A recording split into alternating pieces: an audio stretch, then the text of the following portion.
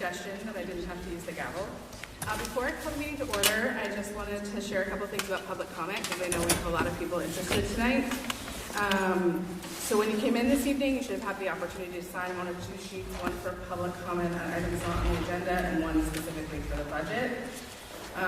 So we're going to take those public comments and items not on the agenda first. And then after Maria gives the presentation on the adjusted budget, then we'll take public comment on the budget.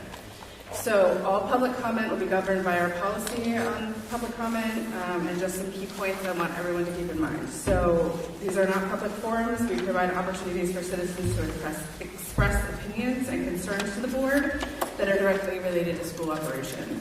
No public comment regarding personnel matters, which includes both complaints and positive or complimentary comments regarding specific employees or students, is permitted. Our policy stipulates we will hold 30 minutes for public comment. We have a full agenda tonight, including the presentation Maria will give. So I'm going to allocate 10 of those minutes to public comment on items not on the agenda. And if any time remains of that 10 minutes, it will go towards the 24 budget items. Our public policy of public comment stipulates that we'll hear public comments from residents, employees, and parents of currently enrolled students. If you don't fall into one of those categories, you'll be permitted to speak only if there's time remaining after residents, employees, and parents who wish to give comment have spoken. So I'll call your name when the time comes. Please come to the podium, speak into the microphone that's up there, share your comments, state your name, town, residence, and tonight the limit will be 2 minutes because we have so many people signed up. So there will be down here on the screen a timer that will show you the 2 minutes ticking down. And I will stop you promptly at the end of 2 minutes. We encourage you not to make comments that are duplicative or repetitive of previous comments. It's our expectation that everyone remains civil, and it's my job to maintain proper order. So if someone comments about a specific employee, I'm going to have to stop and remind you that's not permitted. At the end of 2 minutes, I'll stop. And if anything gets out of order, then that is where I get to have fun and use my teacher voice that Heather Bowen reminded me is deep inside me today. So with that, I will call the meeting to order. Maria, are there any adjustments to the agenda? There are no adjustments tonight. Perfect. All right, public comment on items not on the agenda. I have Annie first.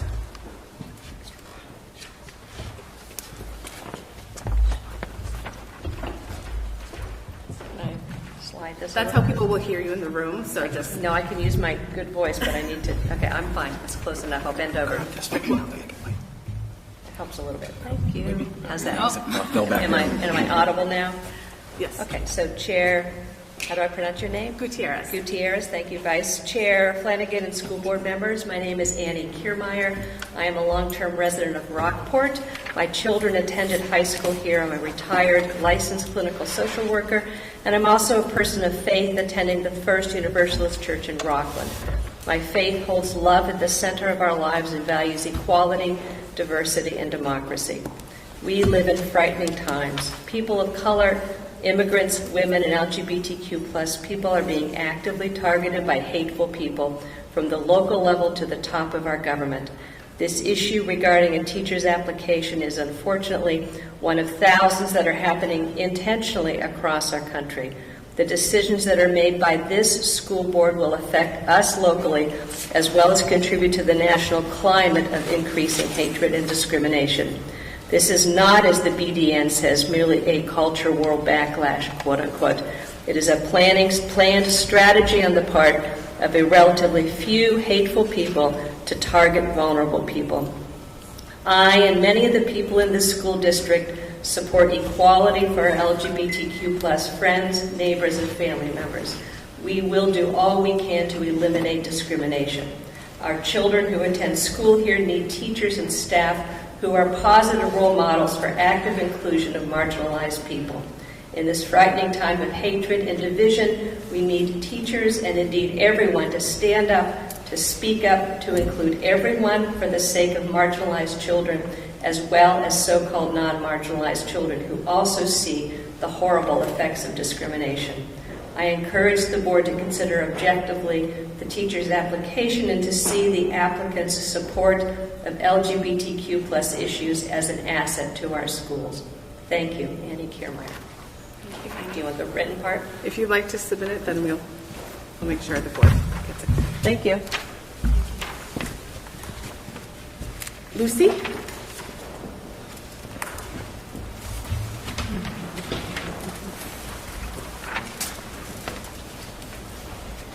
All right. Chair Gutierrez, Vice Chair Flanagan, and school board members, good evening. Thank you for being here. My name is Lucy Bauer. I'm a longtime resident of Rockport, a retired educator, and the proud step-parent of a graduate of Camden Hills High School. Under Maine law, applications are confidential. I'm appalled that the identity of an applicant for a teaching position at Camden Rockport Middle School has been leaked and is being exploited for hateful ideological purposes and political gain by a candidate seeking to represent us in the Maine legislature. I urge you to act with integrity in accord with Maine law, including the rights and responsibilities of students and teachers under the Maine Human Rights Act, and consider the application on the basis of merit. All of us need to stand up against hatred and targeting already marginalized LGBTQ plus youth. I encourage you to see the applicant's support of LGBTQ plus issues as an asset to our schools. Thank you for keeping all of our students safe so that they are able to learn free from fear and discrimination and can bring their entire whole selves to that purpose. Thank you.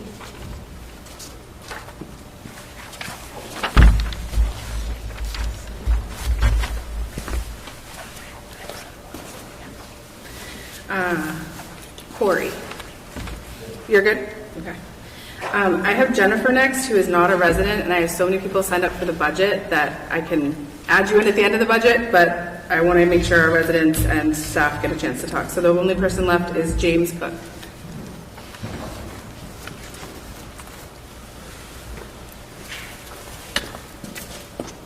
Hi.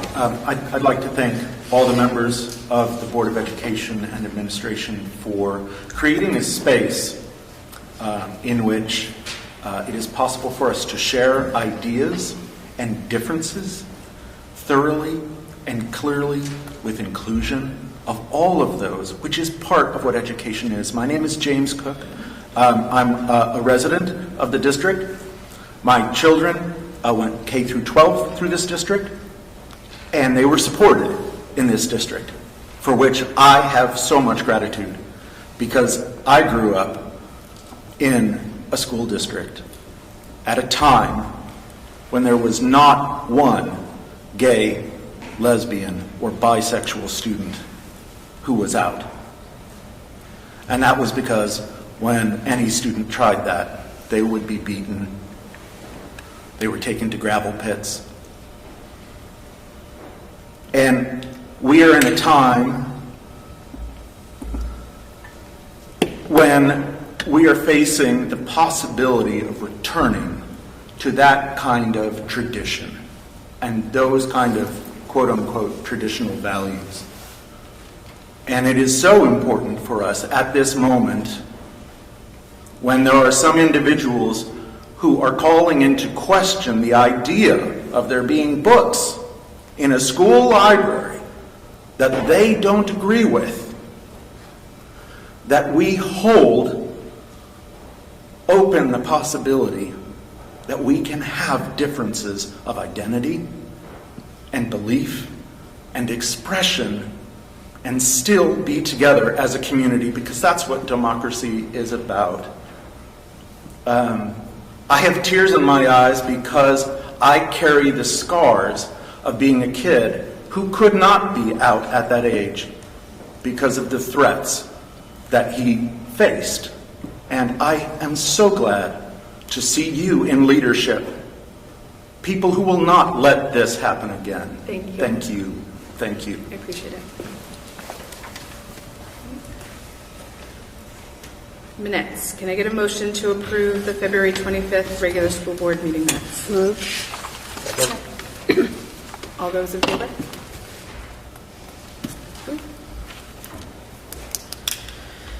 Notification of teacher transfer, Maria. So we'll probably start having teacher nominations and things coming before the board, but for the next year, our first one is an internal transfer. Jacob Eichenlaub, who is a current 8th grade math teacher, will be moving to the math reading intervention position at the middle school. While we're on that topic, would you like to clarify about the candidate? Yeah, I mean, I just would like to take a minute to say that though there has been speculation in the public that the school district leaked the name of that applicant, that is not true. There are lots of ways that people might know the name of an applicant, because an applicant can tell people if they're applying for a job. But there might be a belief that it was leaked, but that is not true. The name of that applicant was not leaked by the school district.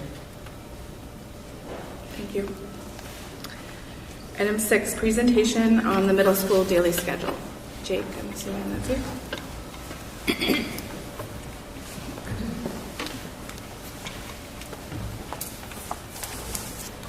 Get ready to be excited.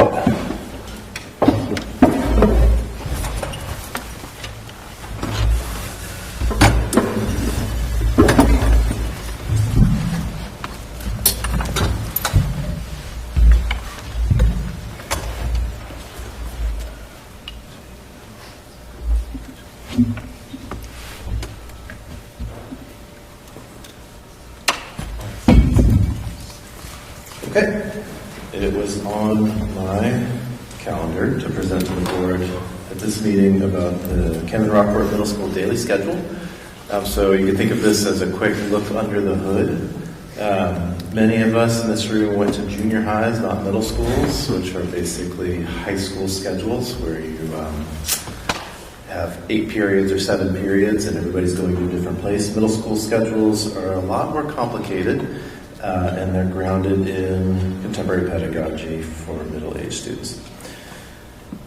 This is, Colin, is there a way to get that up a little bit? There really isn't. Okay, that's fine. We can work back. Like, is that my eyes? Sure, no problem. This is a bird's eye view of our schedule. If you can't make sense of it right away, that's okay. I'm going to take you through a few pieces of it by zooming in on one grade, 8th grade. Oh, that is a little unfortunate. Let's see what I can do. Let's do it like...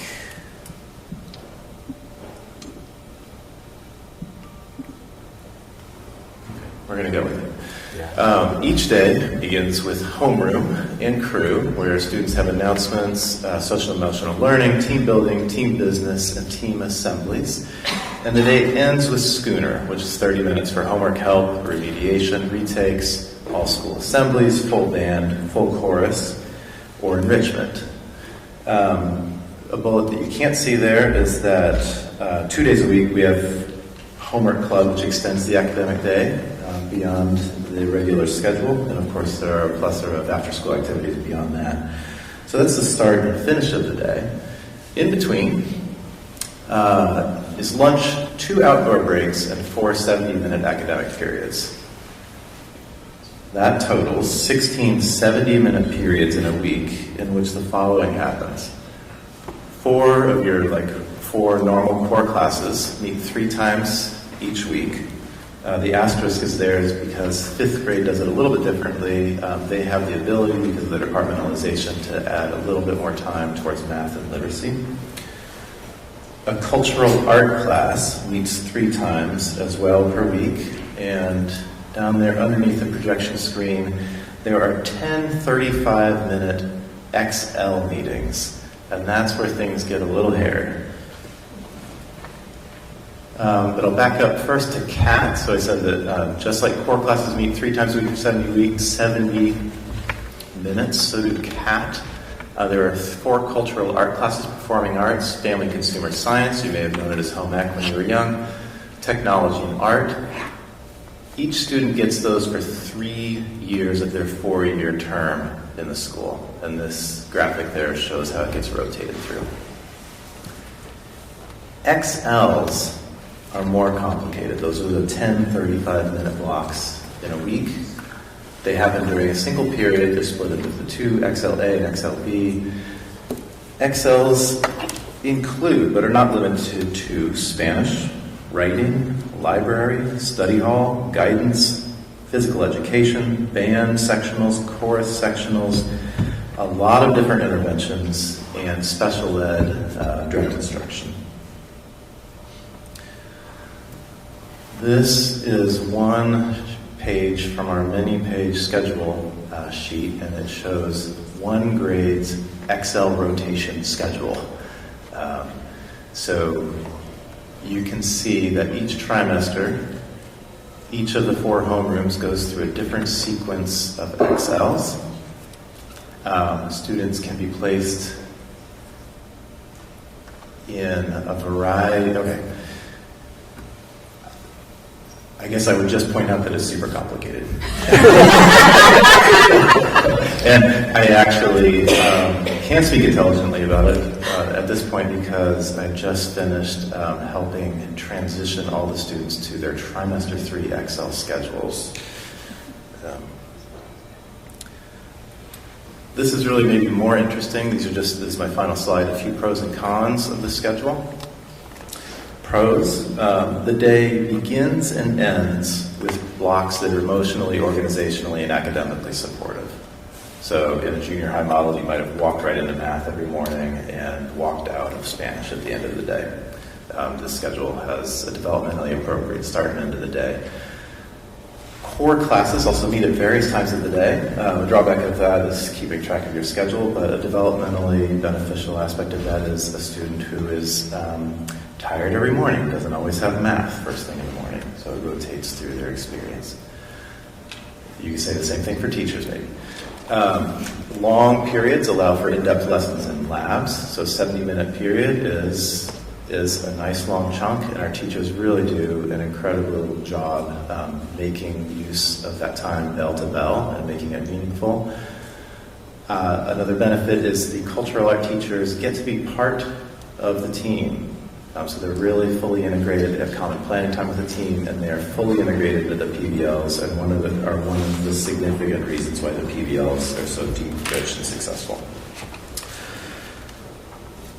As I mentioned earlier, XLs afford the opportunity to schedule a wide variety of interventions, from ESOL services to executive functioning to MTSS. They also allow us to have sectionals for band and chorus. So sopranos can do a little work together, flutes can do a little work together. Finally, the XL block, even though it's really complicated to schedule, it creates common planning time for teams and for teachers who co-teach classes, for instance, a special educator and a core teacher. On the con side, it is a very complex puzzle. It requires a lot of hand scheduling. You can't just tell the computer to do it. It requires a lot of labor and some really complicated spreadsheets, and it has to be adjusted each trimester. So it's very labor intensive.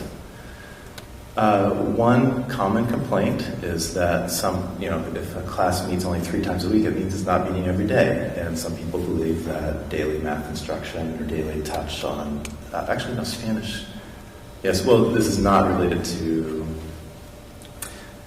this math and literacy don't meet every day for a different reason than Spanish, but these courses don't meet every day, and some people would like that pedagogically to happen. Finally, we often find ourselves with conflicts between XL needs, where a student might need an intervention and be in band, or be in band and in chorus. We have a hierarchy that helps us make a decision about when students can miss what and what has to happen and is non-negotiable. So that's a quick bird's eye view of the Camden Rockport Middle School schedule and some pros and cons, and I'm really happy to take your questions. Yeah, Marcus. What is the group of people who figure out the puzzle? Yeah, so I have I hope increasingly it's me, but I have to shout out specifically Ms. Nicole Seeger, who spends an incredible amount of time doing this. Crystal Patel, our special ed department chair. Michelle Gabrielson, who runs our MTSS intervention program. But there are a lot of hands in it. And it is Alicia Martin at our front desk spends a lot of time helping with the mechanics of it. It's an effort that requires a lot of people. Yeah. Yes? How long has this been in practice? Jamie? The current schedule as shown has probably been in place since coming back out of COVID. We have had the general 3-block rotation with cultural arts having equitable time for probably just before, so maybe 5 to 6, 7 years. We probably had 3 iterations of schedules and then the crew additional time was added, and this is year 3. So that little bit of morning time was added, but the general block schedule itself has probably been 5 or 6 years. I'm starting to identify things where I might want to make tweaks, but this is not going to be the summer to do that. I want to create some stability for the staff and make sure that any tweaks are measured and well thought out. Yeah. Marcus? I already talked to Sarah?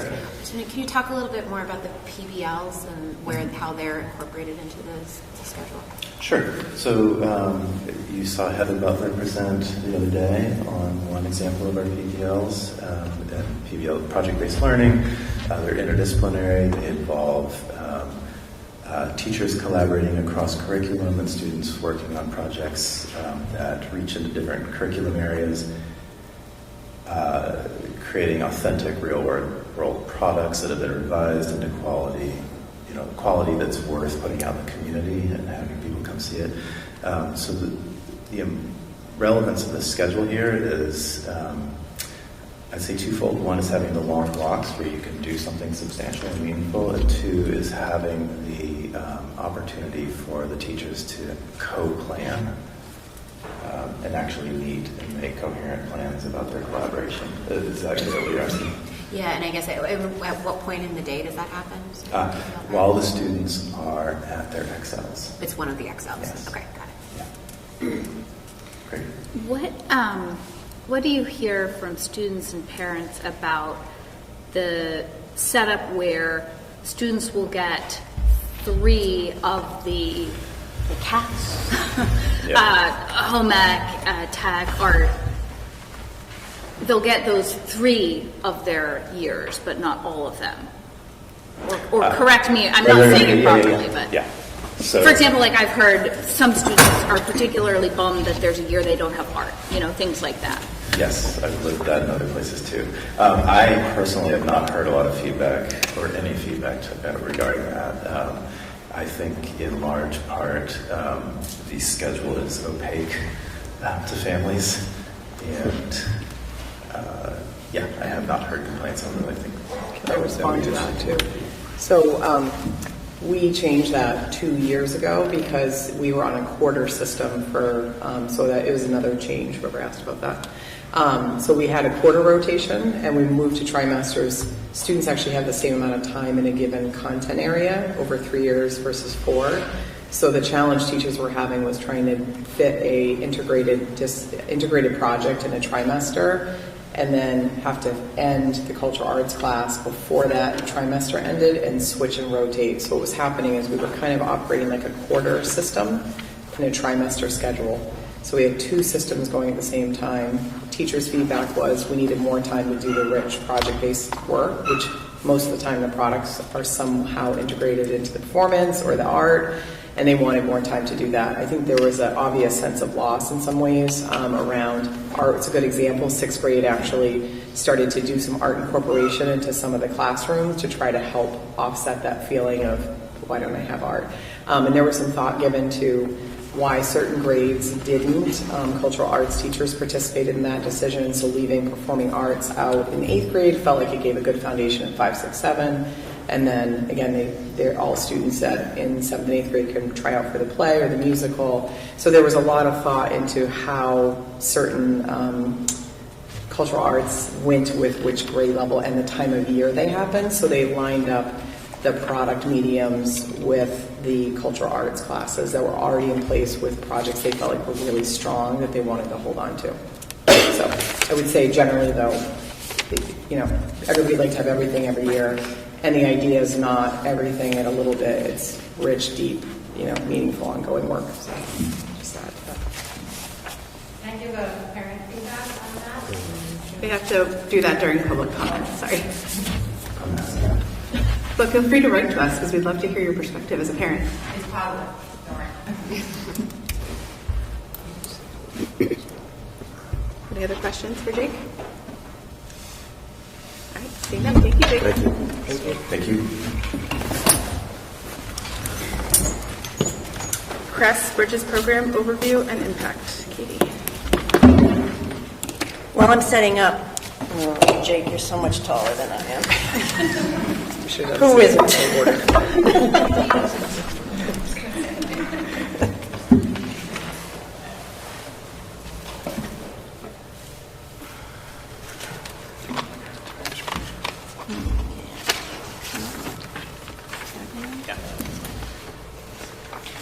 don't want that.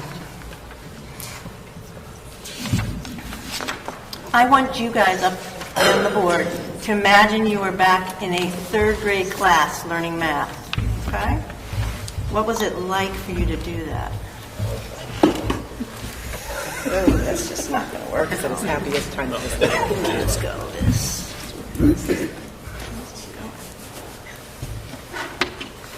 Yeah, let me go this way. Anybody have a little heart palpitation just then? I'm not going to ask the two math teachers up there. You what? You still mimeograph? All right. So what I'm going to share, we are now on the third edition of Bridges. Been using it for four years. We've piloted initially and worked up. We have every teacher doing it now. Thanks, Colin. That sizing piece is a little bit of a problem for us. And if you've had that moment where you were thinking about you as a student in that class, it's not how we teach math anymore. It's not how we learn it. So we're working with something called conceptual math. Why are we teaching it this way? I'm going to run through. You've seen pieces on Bridges before. I want to make sure that you remember all the components, and then we're going to look at what we're finding on assessments. So for most of us, we focused on procedures. There was a one correct strategy kind of model. We did a lot of memorization. What we're seeing in students now is that we're really focusing on them developing a strong number sense, on flexible problem solving, explaining their reasoning, and applying math to new situations. So it's a very different model than I think a lot of us experienced. Ooh, I can't even see my own slide here. There we go. Bridges is inquiry-based, student-centered curriculum, and as again I said, the mathematical reasoning, conceptual understanding, problem solving, which is very collaborative, the confidence in explaining their thinking, and the confidence in mathematical discourse is actually one of the changes that we're seeing between the second edition and the third. The amount of mathematical discourse that they have to do now is really quite extraordinary. And it's powerful if you're observing a classroom. Sorry about the resizing here.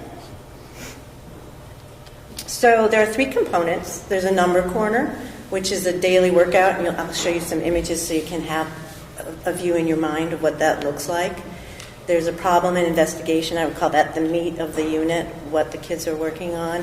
And then that's supported by workplaces that are games that students use for practice on concept and skills and happen throughout the week. This was what a classroom might look like. In this situation, a child's using the manipulatives. He's working solo, but they're often comparing strategies and, again, explaining reasoning and working through with a partner or working individually and then coming back together. This is a number corner, and you've got a calendar that a kindergartner is looking at, and you've got a fourth grade classroom that a fourth grader is actually running the whole number corner. So in this time, There'll be a calendar grid, a calendar collector, a number line. They're working on computational fluency, and they're solving problems. It varies from grade level to grade level, whether they'll have all of those pieces. They are approximately a 20-minute session at the very beginning of math, or it might even be a different time. Remember, this is an 80-minute math program, so it's hard for us to fit all the components in every day. And the class rotates through different parts of that through the week. This information, the content here, does come up on unit assessments, and the independence piece and building that for kids to be leading it is where we're at in many classrooms right now. This is a sample of what a kindergarten number corner would look like, and those calendar cards are turned over. They turn it by the day. There's a pattern in there that they're figuring out. They're learning the numbers, the month. A lot of components. There's so much happening just in that visual. I won't even try to explain it, but it's a powerful piece of the program. This is the problems and investigations. This is an area where it's much more collaborative. There's the hands-on exploration. You've got a third grade classroom working and 2 fourth graders working on whatever the unit is that they're involved in. Strategies. Remember where we memorized one way? Well, there's a sampling of what they might be doing in terms of addition and subtraction. Lots of different ways to approach it. Number line thinking is a huge piece of the program. If Jenny Gold was here, she would be telling you how effective that is. And she uses a lot. The arrays and the area models, I can actually remember that, doing that. That's a little less, but again, that different kind of visual and manipulating your numbers and really seeing if you understand the conceptual math as opposed to having memorized an algorithm.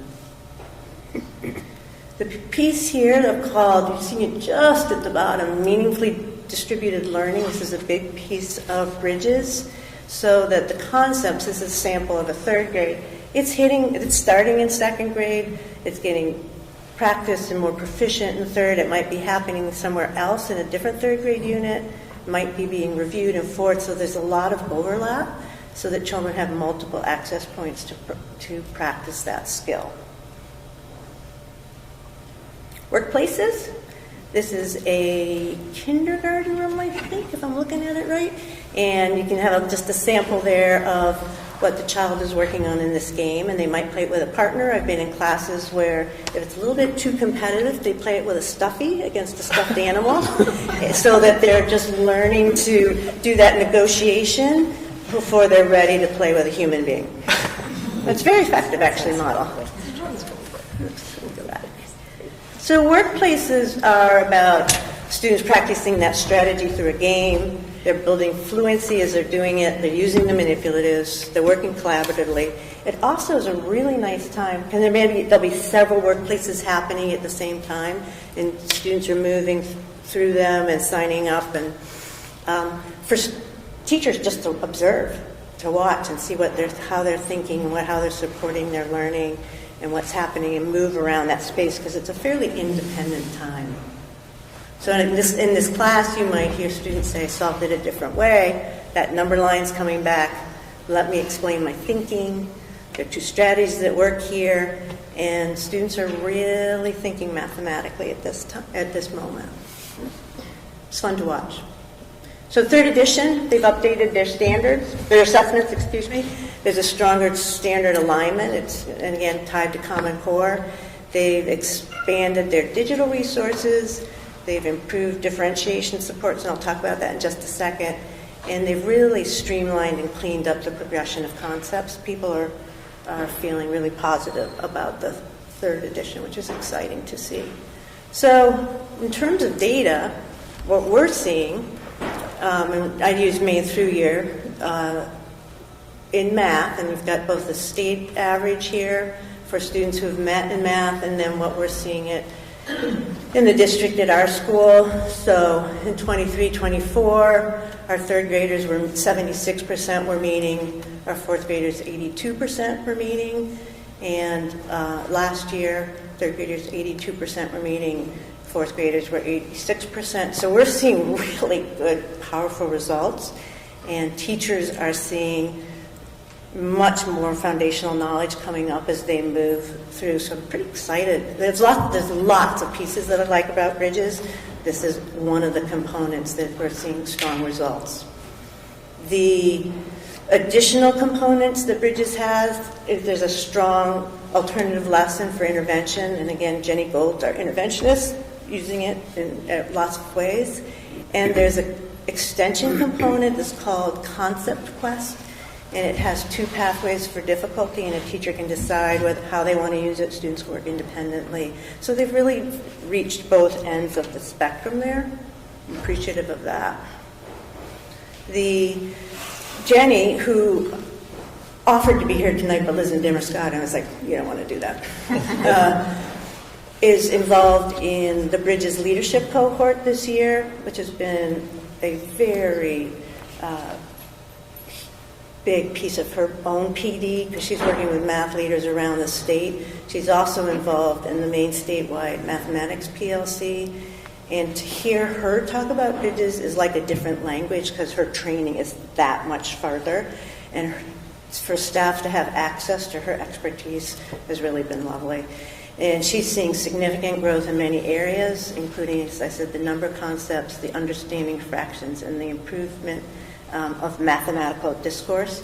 She will often go and push into a room and team teach, or if we have a sub, she might push in. She also takes students out. This year she's really trying the push-in model with students as much as possible.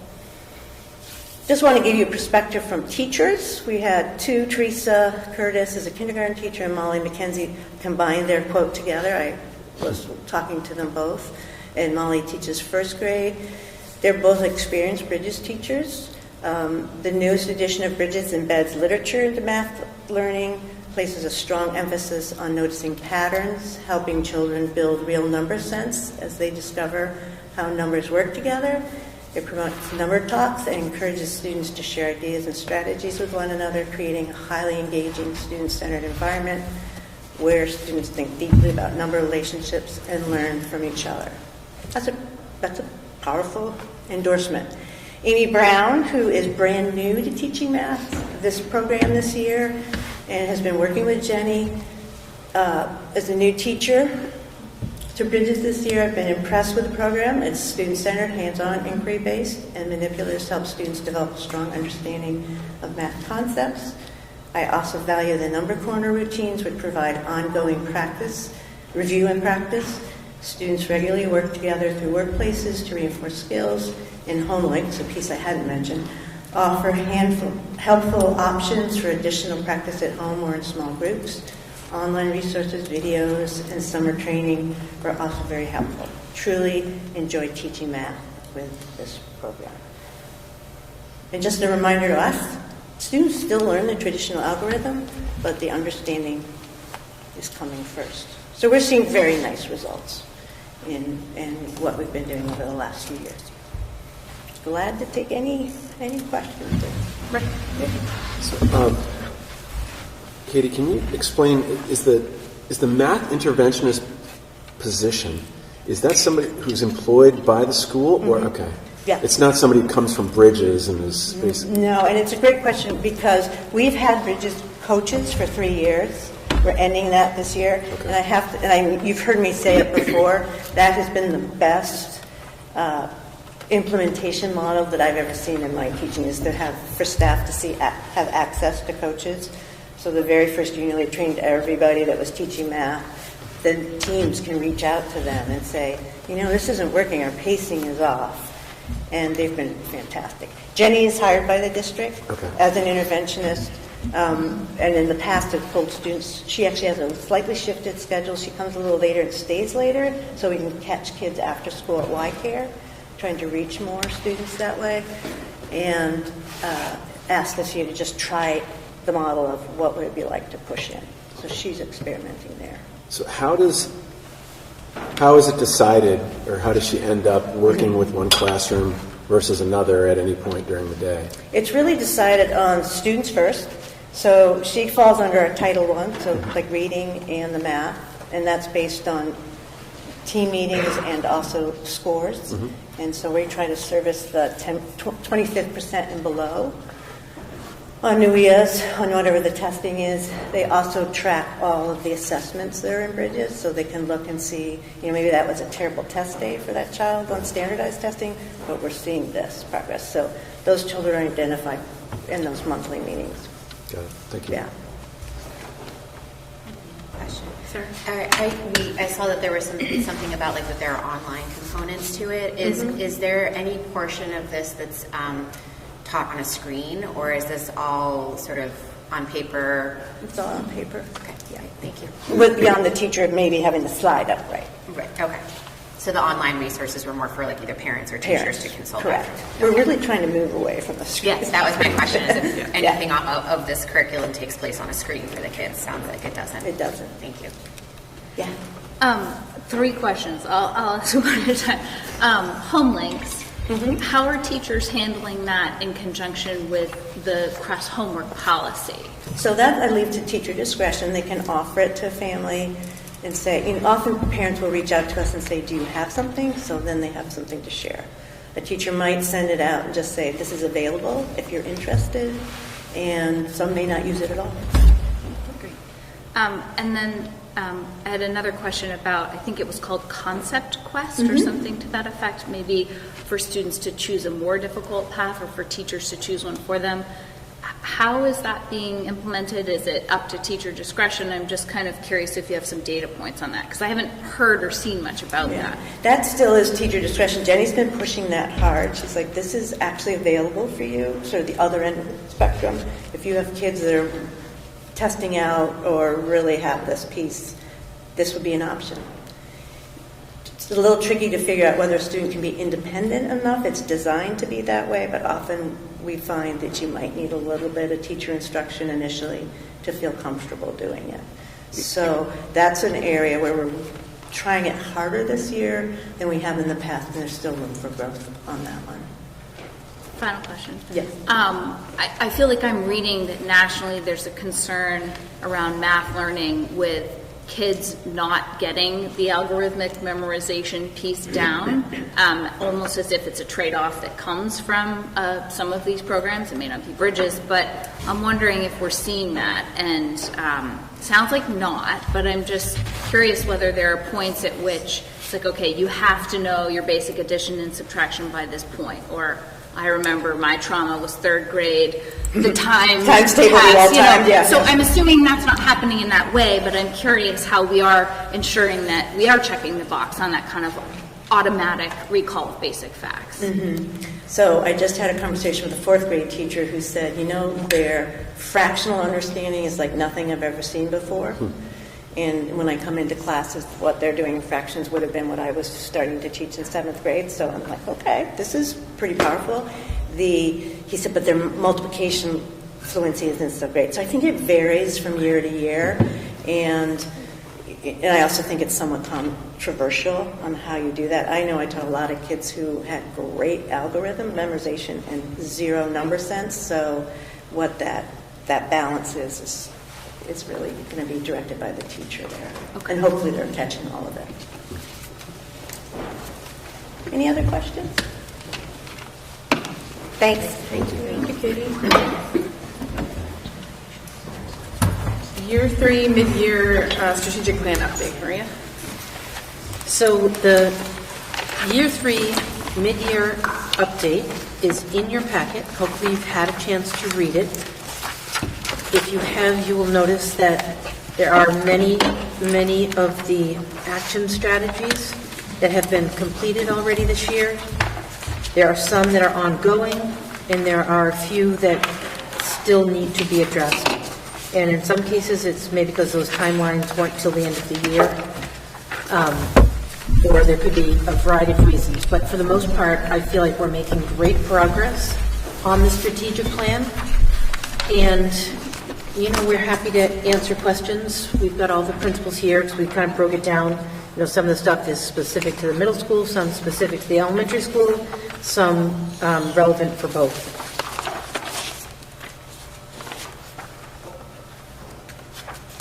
Any questions for Maria or the principals? All right, seeing none.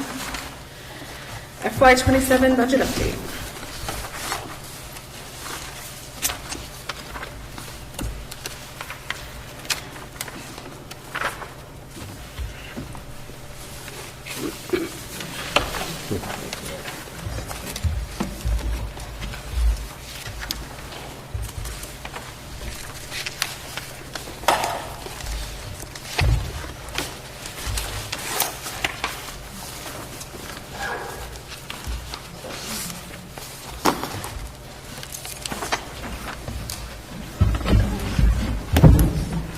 So I'm going to walk the board. There have been minor updates. I'm going to kind of walk you through the budget presentation again. I'm going to go quicker than I did at the February meeting, since you have really seen most of this presentation already. If you need me to slow down, just let me know.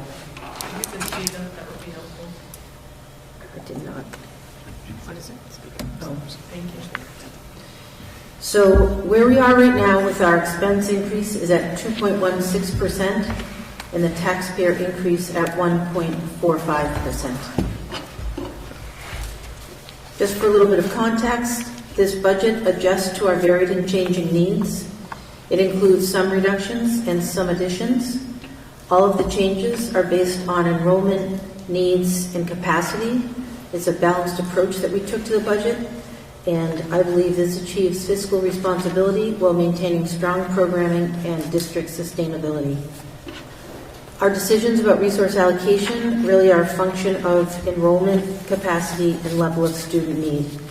Really, the goal in setting out to create any of our budgets is to maintain excellence in education and reasonable expectations for staff while meeting our student needs.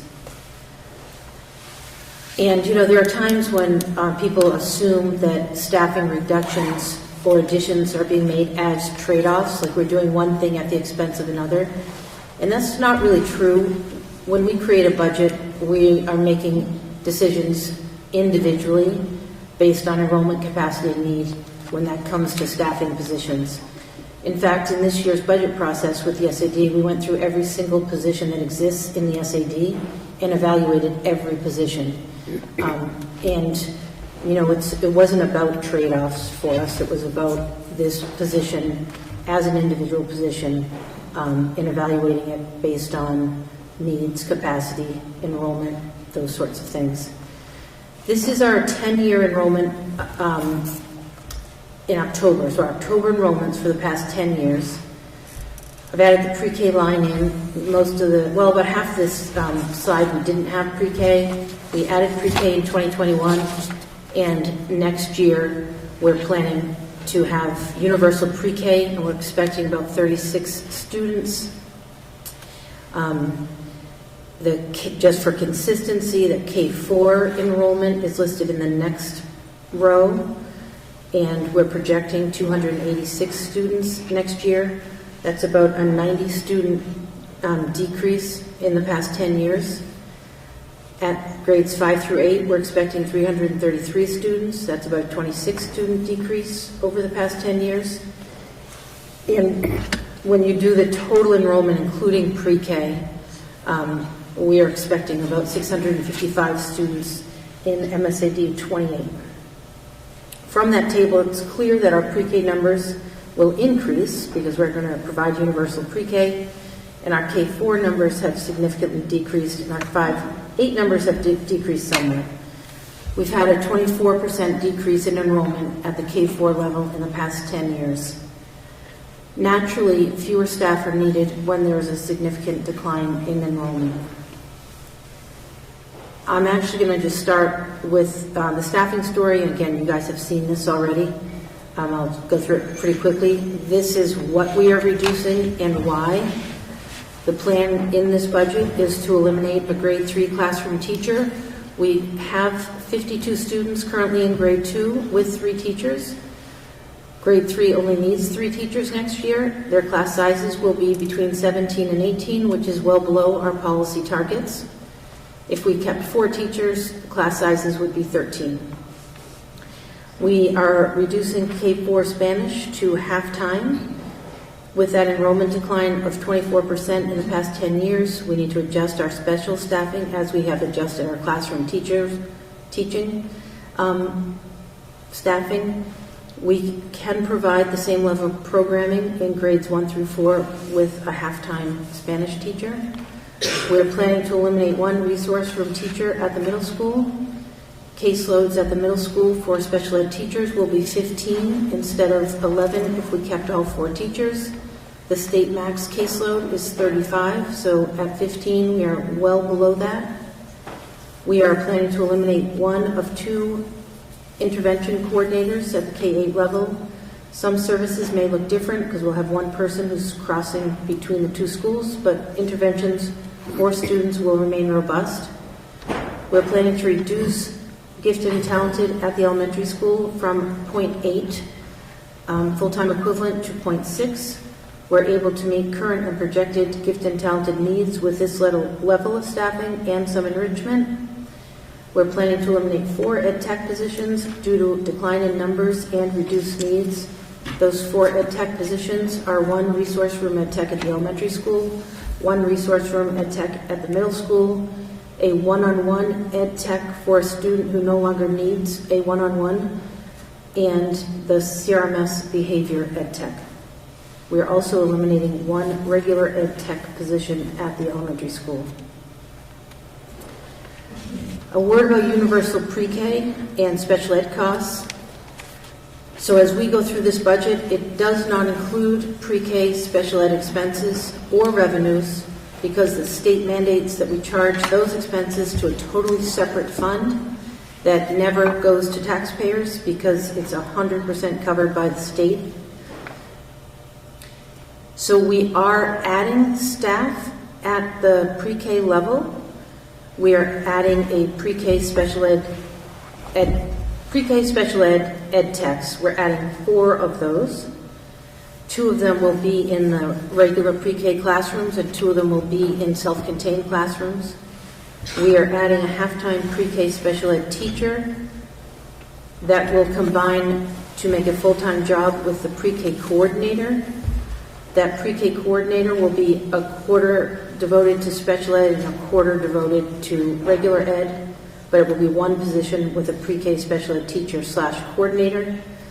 We're planning to add the capacity of half-time pre-K speech and language and a half-time pre-K between OT, PT, and school psych will be about a half-time position.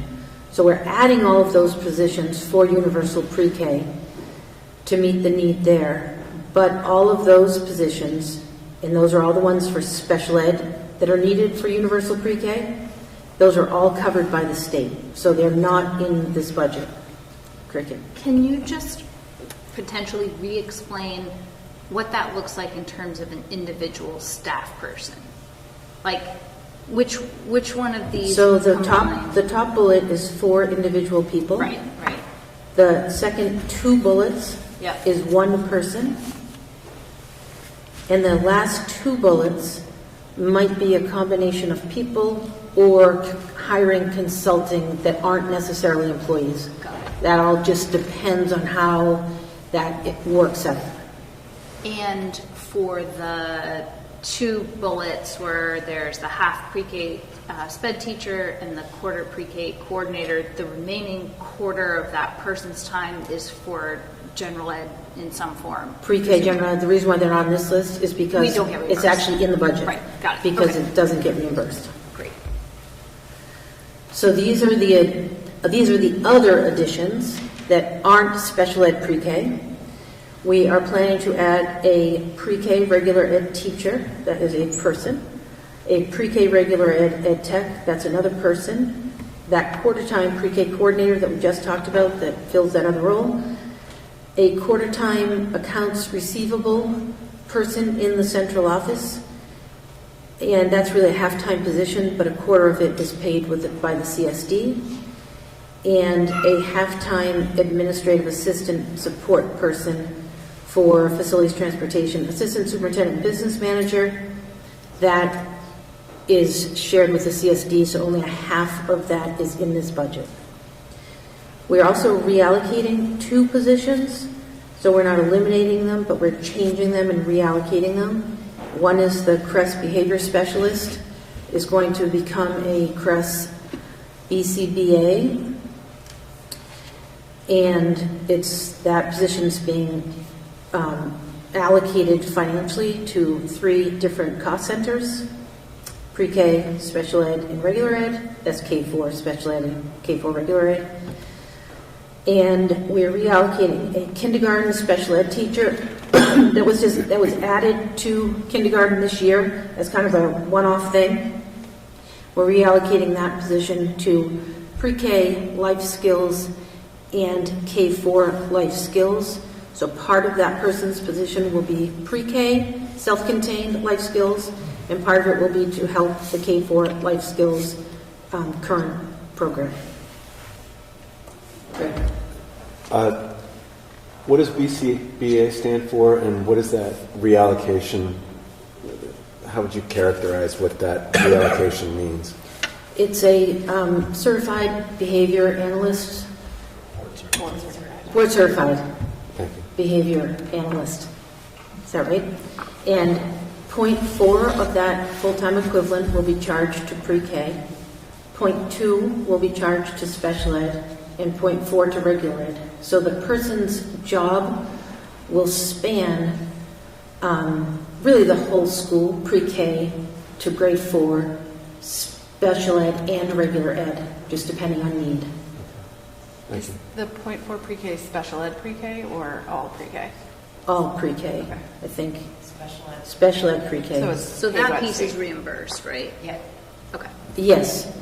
Yes, so that little sliver of that particular position is going to get reimbursed. Thanks.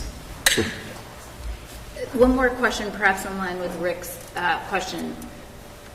And if you can't speak to this, that's fine. But does that mean that current staff members have their roles changed, or does it just mean we are changing positions and people can apply for them whether they're on staff or not on staff? That depends. In some cases, people might just get transferred. In other cases, it might be resulting from an open position. Somebody may leave. We don't know. And, there's still 3 months in the school year left. We really don't know how all of these things are going to play out. There are going to be a lot of open positions. I just went through a lot of additions in pre-K, obviously. And so certainly there'll be job openings in our school district. And I didn't have space in that slide to talk about why. So the why for why we're adding these positions. The state has mandated that schools take over special ed services for 4-year-olds. Access, cost, and quality of service led us to conclude that offering universal pre-K was the best approach. As we incorporated special ed services for all 4-year-olds, we thought that would be best done by offering universal pre-K. And to do that, obviously, we need to meet the staffing need, so that's why we're increasing staffing there. The central office has been chronically understaffed, and staff there are working well beyond capacity. The workload is unsustainable and unrealistic and has resulted in frequent turnover, and that's the support for like the facilities director, transportation director, the accounts receivable position, because we just don't have the capacity with the current staffing to do the work. Marie, if there's a 4th grader, say, in a private school that qualifies for special ed but opts not to come to our program, do we still have to deliver services to them where they are in their private school? I'm going to let Jess answer that question. Sorry, can you say the question? Question is, if there's a special ed student, say at Riley School, who opts not to come to our program, do we have to deliver Just keep special ed them up to services the- where they are? We're obligated to provide consultation services and child find services to children in private schools. Yep. So we still have a duty to conduct evaluations, and then we typically will create something called an ISP, which is an individualized service plan, which will allocate maybe 30 minutes of consultation per trimester for the child, but we're not obligated to provide a FAPE to the children in those settings. Thank you. So this is a look at our 10-year percent increases to the budget. The last column is our 10-year average. You can see that our expense increase average is 5.42% and our impacted taxpayer average is 5.10%.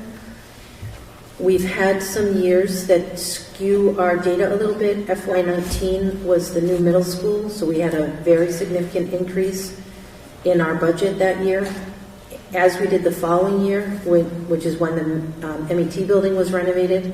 So those 2 years were particularly high for those 2 reasons.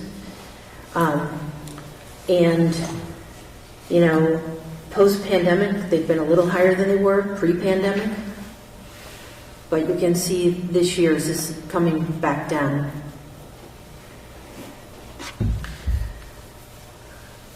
So our regular instruction line has a 2.03% increase. I've talked about sort of the staffing changes that are going to happen there. We also budgeted for an 11% health insurance increase. The teacher salary increase is according to their contract, which is 3% plus steps. And we did over budget, and this is a change. We over budgeted by about $92,000 in pre-K initially. We double booked. There was a mistaken understanding about the pre-K coordinator. That was only half-time, but it was originally in February. You saw it in the budget. It was in there as a full-time position. And we cut back on the amount of tuition we expect to pay to our partner school in pre-K from 8 to 4 pre-K students based on numbers we've gotten so far. And we learned that the amount of money we had budgeted for furniture, which was like $16,500, the state was going to pay for that, so we took that out of the budget. So we did reduce this line since you last saw it by $92,000. Special education is a minor increase at 0.62%. Again, this does not include pre-K. It does include that reduction of 1 CRMS resource room teacher and 2 resource room ed tech reductions, K8. Our other instruction, which is co-curricular and athletics, has an 8.83% increase, and a lot of that is due to the Dory summer program being put back in the budget, and our athletic official fees have increased quite a bit for our sports at the middle school. Student and staff support line is actually a decrease, and it's mainly due to that one-on-one ed tech reduction that was for a 504 student, and 504 is within this line. System administration is seeing a 7.26% increase, and that is because of the central office staffing additions that I talked about. School administration is seeing a 4.43% increase. There's not a lot changing there. That just reflects salary and health insurance increases.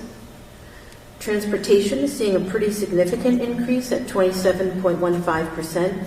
We are planning to purchase 2 new buses and a van. We'll be leasing both of those as we decommission 2 buses and a van. We had not budgeted for some software costs in this year's budget that we actually have as costs, and we just left them out, so that's just another increase over last year's budget. Our fuel estimates are higher. Transportation for homeless is higher, supplies, and our admin services line is a little bit higher than it had been. So that kind of all accounts for the 27.15% increase there. Facilities is just a 4.22% increase, which is pretty good for facilities. We are planning on replacing some doors at the elementary school, and some of that money is going to come out of the capital reserve, and half of it's budgeted and half is going to come out of the capital reserve. And for pre-K, we need to purchase an extra storage shed, some more fencing, and replace the flooring in the classroom that second class will use. So that accounts for some of that increase. Okay. Just real quick, does the state reimburse for any facilities costs that we incur for serving 4-year-olds with special education, or any percent of it or anything like that? Yeah, they cover a lot of the costs. In fact, we're getting money we didn't expect because they're covering things. We'll be able to get things we didn't know we were going to be able to get. Okay. Special ed related. So that figure then for the additional facilities costs for pre-K is... That stuff we're absorbing because it's not special ed okay. cost. But there are other things we'll get that will be reimbursed. Yes. Okay, cool. Yep. And again, those things aren't in this budget. So debts and other commitments, we have 4 major sources of debts in this district: the middle school building, the elementary school building, Rose Hall, and the Crest HVAC project that happened last year. Each year, however, our interest payments decrease, so we can expect to see a decrease in this line every year. And eventually, hopefully we won't have any debt that the district's paying off, but that might be 20 years down the road. But for now, it's showing a 4.49% decrease. Other expenditures, we have a board contingency line. We've reduced that by $10,000. This is a summary of all of our expense lines, which I just walked through. Taken as a whole, our budget will be $21,961,280.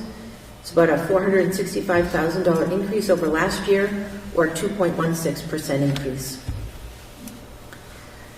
We have non-assessment revenues that help offset our costs, and those revenues have increased over last year by 7.85%.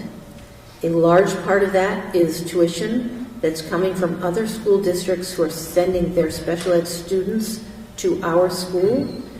We have a $177,000 increase there. We've also had to add costs into our expense lines because of those students, and some of that revenue is they're paying the costs that we have to incur, and that is mostly in people. Our transportation revenue is increasing because our transportation costs are increasing, but it means that we're getting more revenue from the high school, which uses our services. We are planning on a little bit less on interest from our investments just because of the economy. Our rental income is going down because we are no longer collecting rent from the Montessori school using the Elm Street school. We are not using any carry forward balance, which is great. We're down to 0, which is where we'd like to be with our carry forward. So we've been able to achieve that this year for the first time in a very long time. So that was a reduction. We're not going to use that this year. Our state subsidy did increase by $52,000 this year. Maureen, quick question. So with the special education tuitions, because of the way special education is reimbursed in other areas, is there any stipulations for the tuition, or is that just straight? Like that? This is not So we're getting. Are you talking about pre-K? What we're getting reimbursed for? This is not. Okay. This is not pre-K. Got it. This is K4. Okay. Perfect. Thank you. Rick has a question too. Yeah.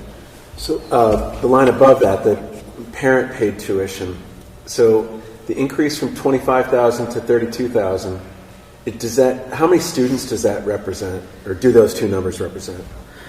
Most likely that represents 2 students. We might have 3 students, but we tend to budget slightly cautiously because we're not guaranteed those students. Okay. But the tuition for parents right now is about $15,000 to send their child to our school system. Okay. So doesn't represent an increase by one number, one student. It's just the cost of one student is estimated as being $7,000. And probably we had 2 students last year. We had 3 this year, so we increased it a little bit, assuming they're both going to come back, but we didn't go all the way up, just in case they don't all come back. Okay. And this might be a conversation for another day, but does your office do anything in terms of pitching the idea of coming to us on a tuition basis to families who live in other districts? No, we do not. If we had a marketing and director of development and director of marketing, we might be able to do that. But No, we don't really market. I would say the best marketing that we have is just the reputation of our school district. In fact, I meant to actually get this morning and I forgot to. I got a text message from a friend of mine who lives in Vermont who mentioned to me that in what's the almanac that is our New England Farmers Almanac maybe, that Camden was just listed as one of the top 5 towns to live in the country, and one of the reasons given for its ranking was because of its good school system. So it's worth taking a look at what they had to say about us in that publication. Thank you. Yep. So when we look at the whole revenue picture, we get some revenues come from sources that I just reviewed with you that are not from taxpayers. So we're getting about $2.5 million from sources other than taxpayers.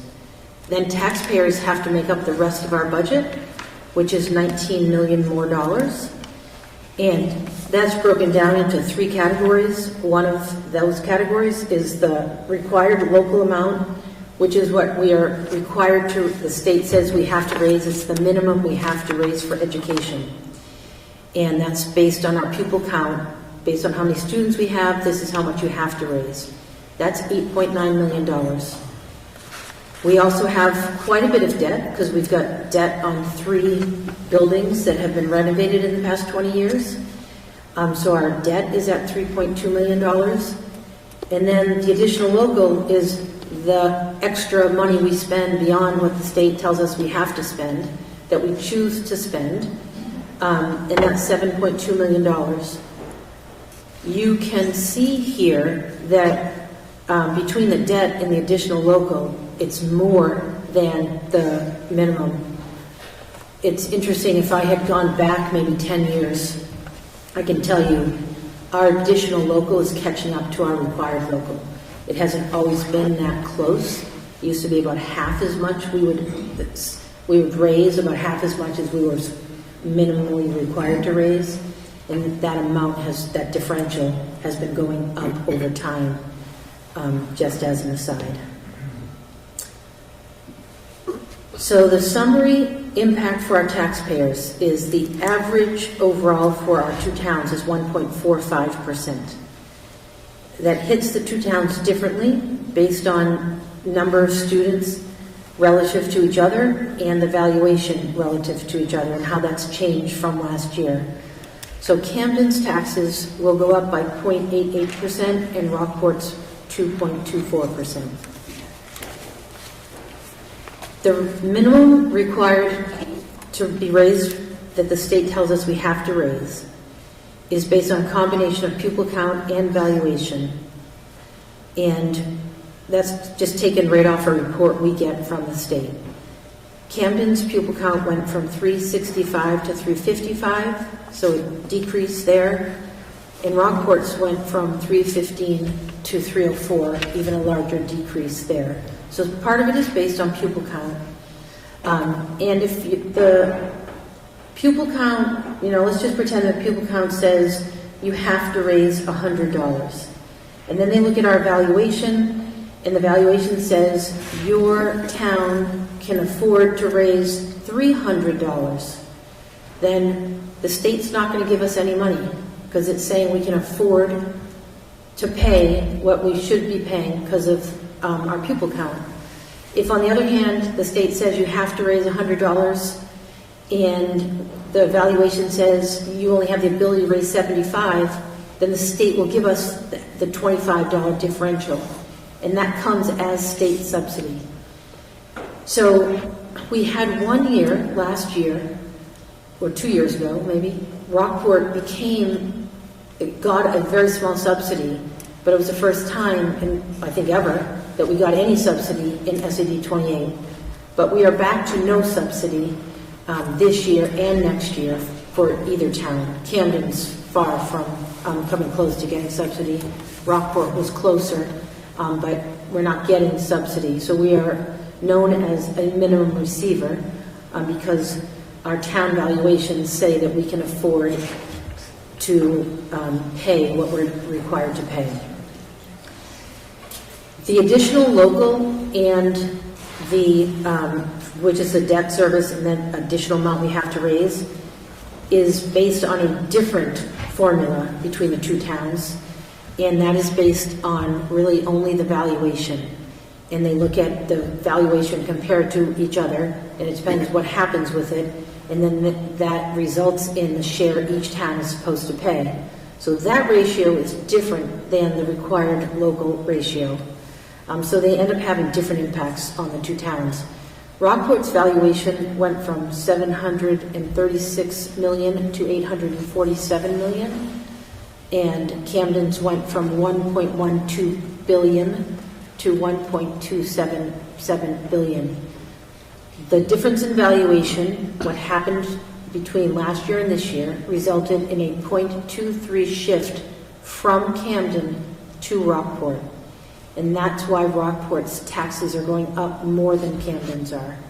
Very small shifts in student count and very small shifts in valuation end up having big shifts on the amount that each town has to pay. The impact, though, because the budget is coming in at a pretty low increase, the impact is not that great. In Camden, per $100,000, it's $3.96. For the average home, it will be a $26.19 increase.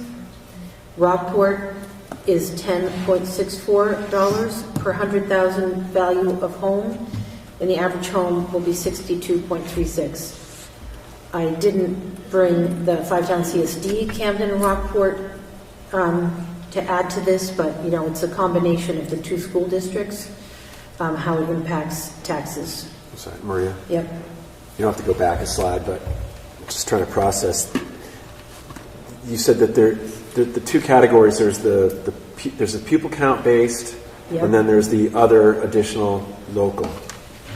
The other additional local has no relationship to pupil count whatsoever between the two towns? No, the share at which we split the tax amount is only based on the valuation shift for those two. Is that based on the statute that created this district? Yep. Thank you. Yep. Other budget information, we have an unassigned fund balance that we project at the end of this last year. We don't have our audit yet, so we don't have this number. We are projecting it to be about $2.2 million. We'll update that when we get our audit. And if that were true, then we're projecting the end of this year, our unassigned fund balance to be $2.725 million. Our capital reserve, at the end of this year, we're projecting it to be $344,000. We're planning to move a large amount of the unassigned fund balance into the capital reserve next year. Hence, you see a very large increase in the level of our capital reserve, up to $1.1 million. And both the fund balance and the capital reserve will be left in healthy places for the district as a whole. And those balances are key indicators when financial institutions are loaning us money and they look at our financial health to determine what interest rate they are going to offer us. Those figures make a big difference in the interest rate we might get offered when we borrow money. So we have a bunch of warrant articles that will be part of the budget process. We have the capital reserve fund, and I have just said we planned on moving a large sum of money from the unassigned fund balance to the capital reserve. This warrant article will allow us to do that. So that first line, shall the board be authorized to transfer up to $850,000 from the unassigned fund balance over to the capital reserve. And we also are asking to be able to expend up to $150,000 from the reserve, should we need to, for the reasons set forth below, or for any other emergency or unexpected need. The only thing we're planning to use from the capital reserve next year is half of that exterior door replacement that's needed at the elementary school. We always ask to spend a little bit more if there are unexpected things that happen. That's why we're asking for 150, even though we're only planning to spend 36. We have a special ed reserve account. That money's been sitting in that reserve account for maybe 5 years now. We have never touched it, and it's just sitting there in case we have an unexpected private school placement. This article allows us to spend grants and other receipts we might get during the year that we didn't anticipate. School nutrition warrant article allows us to raise money to subsidize the food program. We are asking for $75,300 from taxpayers to help subsidize our food service program. This warrant article allows us to transfer money between cost centers if we go over in a certain cost center and we can move money from another one where we were under. This just allows us to do that if it exceeds 5%. We don't usually have to do that. And that is the end of my presentation. Maria, with all these complex staffing changes, and I think my question is probably for Jamie and both principals, is any student going to be impacted negatively?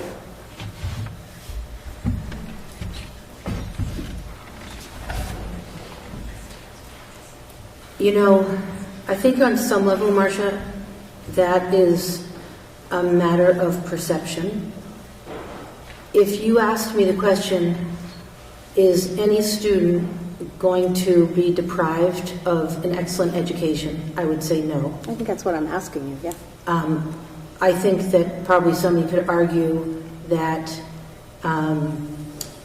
is everything going to stay exactly the same as it is this year? The answer is no, and might some people interpret that to be that therefore is a negative impact? Probably that could be argued. So I don't know if that's the right question to ask. I think that there are a host of things that can happen. If we have a remote school day, does that impact students negatively? I'd say yes. And there are all kinds of things that happen. So I don't know if that's the right question. And I don't know if you guys want to add anything to that. But, I mean, I think there'll be changes, but I don't think it'll fundamentally be detrimental to anybody.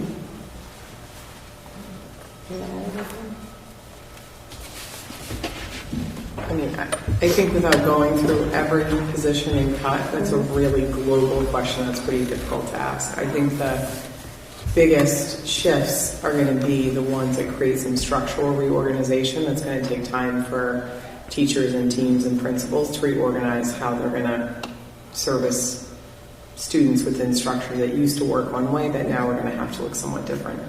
And every one of those changes is its own conversation of how might that be restructured. Some of that stuff is being worked on and starting to be figured out, like the special education work that Jess has started to do with the teacher leaders at the schools. But I don't think anything has been figured out and is easily able to be wrapped up yet. And same with gifted and talented, and reorganizing how people's time is going to be allocated to serve students. I think there's a lot of work to figure out, how the impact is going to unfold. And I would say, Marcia, I don't know if there's been a year that I've worked in the school system, whether there have been cuts or not, that what Jamie's saying hasn't been true.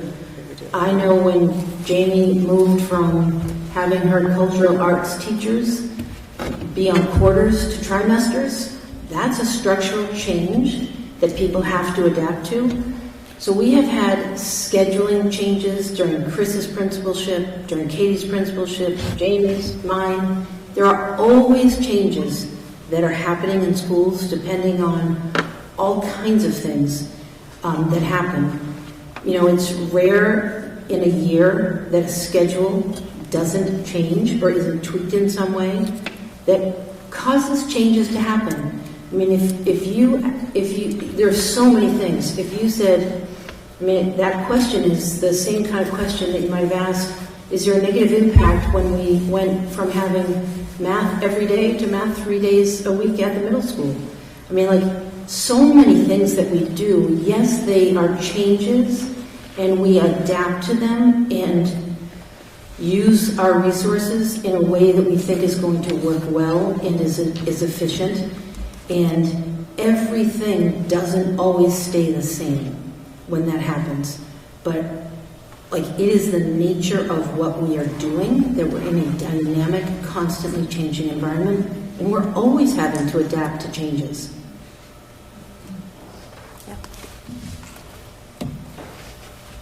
Cricket. One of the questions I have, to go down a level of specific about a proposed reduction, I've been hearing a lot, and the board has certainly been hearing a lot about the proposed decrease in staff time for GT/enrichment. And I think it's really useful to differentiate between gifted and talented and enrichment, because as I understand it, the reduction in that staff time would result not in a reduction in our state required services for gifted and talented students, but a reduction potentially in enrichment services, which I'm increasingly understanding from the parent community has been a game changer and essential. And so I want to understand how that proposed reduction in staff time in that position, what the numeric sort of material impact will be for students who either are receiving or would potentially receive enrichment services. And, I don't know if we can name that number, but I want to really understand and talk about it rather than we've accepted this explanation of structural changes, but what does that look like? And sort of what is the loss? What is the change? I'm hearing it's not necessarily realistic to expect classroom teachers to backfill that differentiation within the constraints of the structures they have and the curriculum they have. So I just would like to hear a little bit more about that, and I don't know if that's a question for you, Katie, or whomever. Let's have Jamie start, and maybe Katie can chime in. So I'm going to repeat the piece I said about those schedules and reconfigurations are not done. So there isn't anything to put in front of you numerically. We have 15 identified gifted and talented students at the schools. The position allocations were initially based years ago on those numbers, not on additionally serving an additional group of students. And that has waved back and forth, as you've heard in previous board meetings where we've had enrichment programs called Horizons, and then that was phased out, and then the focus was on the gifted and talented plan. The meeting that we had to have the initial discussion was prioritizing the time that is in the current proposal in a tiered system, which is the first tier of support would go to gifted and talented students. The second tier of time, meaning literal, like how much time does this person have to be with kids? Second tier of time would go to students that are already in any kind of accelerated support, so that wouldn't stop. So if a student is taking, having an experience where they're accelerated, typically that's in math, and that has happened pretty much every year. We've had a couple of students that need a different level of content instructed. And then the next tier would be students that are currently receiving some level of support that is necessary because it can't, for some reason, happen in the classroom. I'm not sure where you're hearing it's not realistic our expectation is teachers are differentiating. It's part of our rubrics. It's part of our evaluation system. It's part of the training we provide staff. I think we have really good models of that happening. I think Katie's explanation of bridges is a good indication that we're always looking for what's the intervention, what's the target instruction, and where there are opportunities to extend. And I think part of the plan for Katie's moving into next year is wanting that person that's servicing students for enrichment to also work in partnership with teachers to build capacity so that becomes more of a common practice. I think that's challenging at times when you're also implementing a brand new curriculum that you're learning and understanding how to work with that. And so I do think it's not like the perfect matchup of the moment to say, we can come to you with the ways in which we can enrich that curriculum already, because we're all learning that curriculum, the teachers are all learning that curriculum at the same time. And I would say that that curriculum is pretty comprehensive and robust, and if the district and school determines that they're going to adopt and implement that, the more we pull apart students' days and they miss pieces of that, the more challenging that becomes. And part of the reason to adopt a curriculum like that is there are natural pathways within it to accelerate, differentiate, remediate. But if we make it Swiss cheese, that's going to be very hard. And that might mean, schedules need to be adjusted. So there's an opportunity to have longer blocks of time or more dense blocks of times, and also for that enrichment. I'm going to say the GT position, because that's how it's actually outlined. The GT position is able to support classrooms. In the state plan, we've never really committed to doing anything with K-2 when we've had an exceptional student that truly needed enrichment that could not be met in the general classroom or had to be met in consult. Those things have been provided. The teacher identified one or two of those students that would need that. We were like, absolutely, those kind of things would need to continue. So kind of on both ends of the spectrum with special education and GT, I think about all of those as intervention and opportunities to keep kind of moving the needle. What is that going to look like? It's going to look like that same approach to the work, but I think Katie wants more integration, more focus on extensions and enrichment within the EL curriculum, if that's what's adopted. A focus on the GT students, and a focus on continuing the acceleration if students are already in that pathway. So what that looks like will come out when the schedule is actually put together. Yeah. That, and correct me if I'm wrong, that last piece sounds like more work. So I think I bought into the idea of not just pulling out a select group of students, but really trying to broaden access to that enrichment as we've been experiencing it. But to me, that it's hard to reconcile that with a decrease in staff time for that position. It feels to me like that's more responsibility. So I'm really having a hard time with that one. Yeah, I think part of it is you might be thinking we're saying that we're giving that to K-4 and all 300 students, and that is not what that position was allocated for. That position truly on paper was allocated for 8 to 15 students is what has been there historically. Again, the ratio is like 1 to 720. And so we're really well staffed in that area. And because of that, we've expanded to offer enrichment. But I think in reality, Katie, the conversation we had was that additional support for expansion enrichment wouldn't hit pre-K, K, first grade, except for in exceptional circumstances. It really had been designed to be targeted mostly toward third and fourth grade, and I think the teacher expressed concern that there would need to be some continuation for some second grade activities that had happened, or first going into second. And again, I think that's part of the give and take of not removing all the supports and extensions that are really critical, especially if they're in line with the curriculum that is happening in the regular classroom too.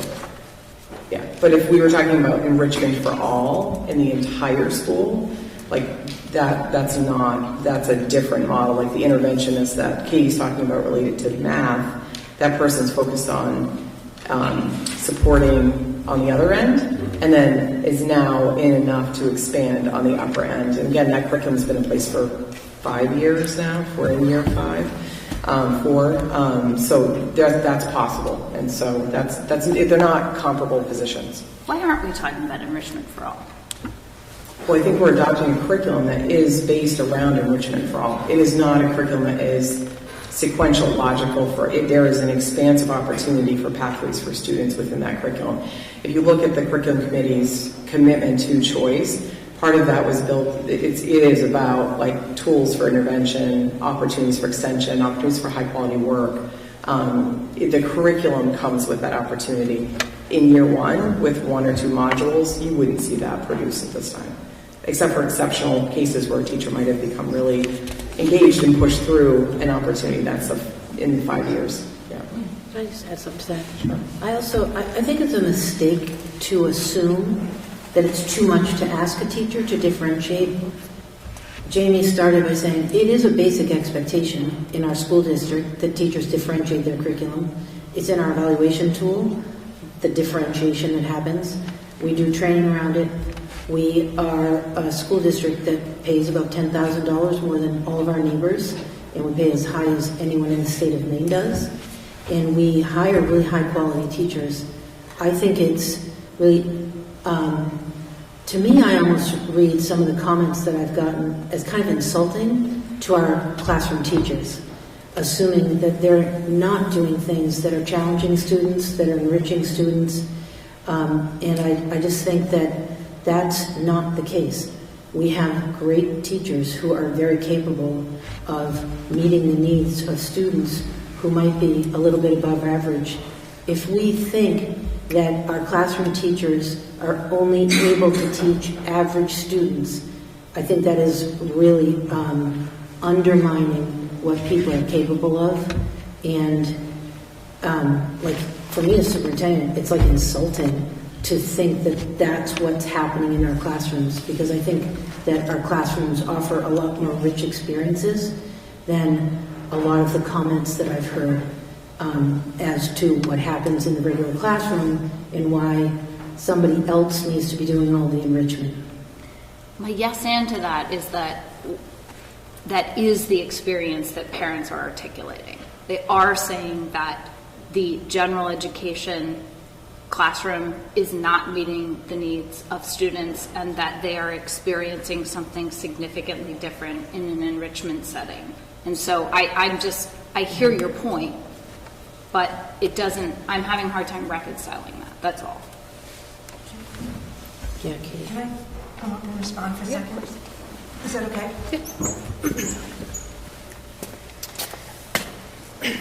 One, who wouldn't want to have Sarah Scordino as a teacher? I mean, I think we're at a spot where you have a spectacular teacher and people who would, right?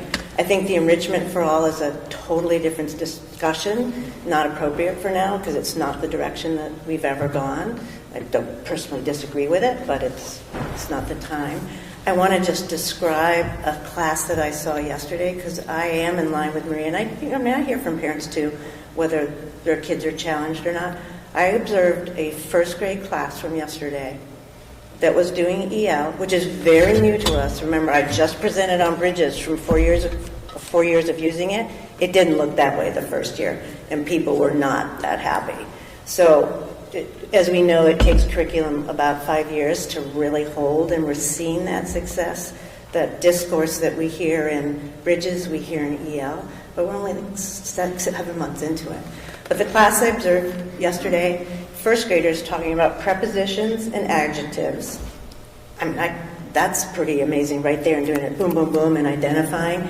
And then they, so that was their mini lesson, and then they rolled right into a writing piece that was very substantial, which was exciting, because one of the pieces people have been saying is, I'm not seeing enough writing because it's very short clips of writing that students do initially.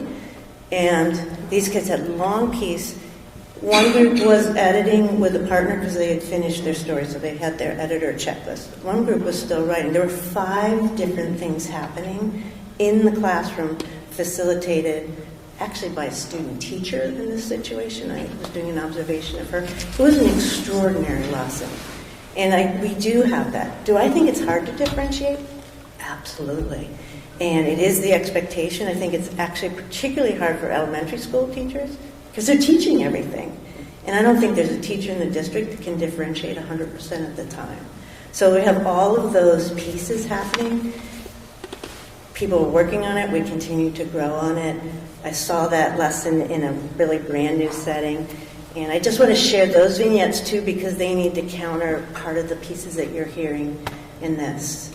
And when we have extraordinary teachers, everybody wants access to that person. And one of the things I just want to clarify, because I've also heard, is people saying, well, if you were doing first and second before, those kids are going to continue in that system. We're not cutting anybody off. What we're saying is that the program, both the GT and the enrichment piece of it, which can be part of it, is focused on 3rd and 4th grade. And I think that's gotten lost in the dialogue. If you are a first grader, we'll continue through second, but we won't start that other group coming. Does that help, Cricket? I mean, it's a little bit of everywhere, but there's a continuum of what we're noticing. Marcus? Thank you. I have a few questions. One, can you remind us on the explanation of going from 2 to 1 MTSS teachers? So MTSS coordinators work in, there's one in each, yep, it's okay. There's one in each building, and they get called RTI interventionist. There's multiple job titles. We're going to say MTSS coordinators. And they at times have serviced small groups of students as well, more often at the elementary school than in the middle school. And they do the data collection, organization, help oversee the intervention services, make sure kind of students are moving in and out of groupings at appropriate paces, help with material organization. They work with teachers, they attend some MTSS meetings, and might suggest some Tier 1 strategies for classroom practices. And so we did not have that position for a long time. We had interventionists, and we found the need for additional leadership in that area because we had a significant number of students that needed those intervention supports. Over time, we've built some pretty robust and consistent structures and systems that assistant principals also help run and organize. So Katie did that in her time, is now moving that over to Adam. Nicole does that at the middle school. And we feel like the opportunity to have one coordinator do a pre-K to 8 system feels reasonable. A lot of school systems might have one coordinator in district for pre-K to 12. I think that's a pretty big stretch, especially for a system like ours where half or more of our students don't go to our K to 8. So we have very little information about them. I wouldn't advocate for that for us. But that person would elevate up basically to look at the pre-K to 8 system as a whole and how students navigate through that. Both the school system, Crest and CRMS have data walls, meeting structures, all those things are in place. Part of the reason I think having 2 made sense for a long time was that those systems were still being built. So Nicole was building that out for us. Katie was building out the elementary school, and they partnered a lot around that work. Now we feel like we can kind of continue it as is. There will be little impact to direct service students at the middle school, and we are trying to figure out how to create less impact at the elementary school, again, because people will have to work a couple days on site at both buildings, and won't be like providing remote guidance. We want someone on site 2 days at each, and then 1 floating day depending on how the schedule works. And it's possible that might end up being allocated to the elementary, since early intervention is more critical time-wise for students. And then on the resource room teacher and ed tech, I understand that reducing the teacher will still keep us well below what the state says, but we're also taking away an ed tech, which seems to add more strain to the program and a loss. I'm just worried that it seems like a pretty dramatic loss to cut both a teacher and an ed tech for this program. So I'm going to ask Jess to speak to that.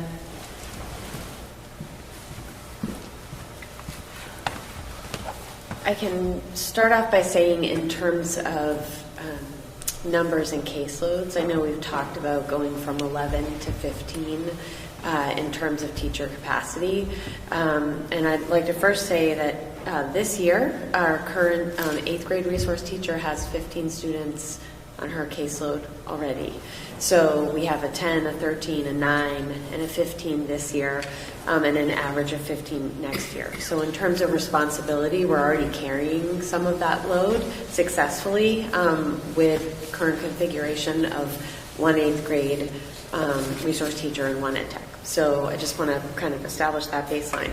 As far as the model moving forward goes, with 1 less resource teacher and 1 less ed tech, we're looking at a variety of options. Right now we're thinking that we would have a teacher and ed tech assigned to 8th grade, as we currently do, a teacher assigned to 5th grade without a designated ed tech for 5th grade, and then a teacher assigned to 6, 7 with 2 ed techs, with some sharing across teachers and educational technicians.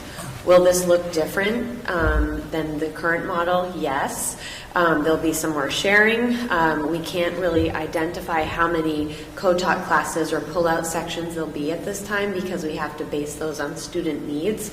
We're having transition meetings for the incoming 5th graders in early April, and we'll have a better sense of how many of each we will need at that time. So what I can say is that our model always has to be responsive to student needs, and that changes from year to year. So in terms of affecting capacity or services, I would say we can definitely maintain services at our current levels. They might just look a little different, and they will be responsive to student needs and in accordance with IEPs. I guess I'm concerned that we're cutting before we know the needs for next year. But I guess we always... Right. So, I mean, I'll step away and kind of give a separate example, Marcus, and then circle back. So at CREST this year, we're actually proposing a restructure of our resource services.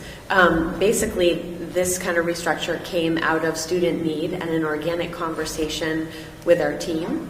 And so we're looking to move from kind of a K2, 3-4 resource model to a K4 kind of resource to the max, K4 regular resource model, basically in order to allow us to target student needs more effectively. The teachers looked at students and they kind of came up with this themselves and are really excited about trying it, which is different. And we're not sure, about all the details now, but my point in sharing that is that student needs necessitated a change. And so nothing in special education is static, whether it's a model or delivery, mode of delivery of service, co-taught, pull-out, etc. And so I'm mandated at the end of the day to look at those things and then to ensure we're fulfilling IEPs successfully with the resources that we have. So what I can assure you is that regardless of configuration of staff, we will ensure that we fulfill student needs per IEPs and provide them with appropriate educational programs. And when we're looking at numbers and level of need, we have capacity within the proposed number of staff to meet those needs successfully. Again, it will just look a little different than it does now. Okay, thank you. And then my final question, skipping ahead to looking at the parent survey that we got from the middle school, the lowest scores were around there's an appropriate social environment and supports, the student support team is helpful to my child, and there's a good range of intervention and extension options. And it just feels like a lot of the positions that we're talking about are related to these specific pieces that were the lowest scores from parents. And so I'm just a little concerned that it feels like we should be building on these supports and not cutting some of them, or am I thinking about it in terms of, or are there other plans that would kind of alleviate some of these pieces where there were the kind of lowest scores that parents had indicated? I mean, that would be a question for Jade to, I don't know if it's just jumping ahead to the parent feedback, and I'm not sure that the positions are directly related to those things. Social emotional stuff is related to, I don't think it's related to the cuts we're talking about.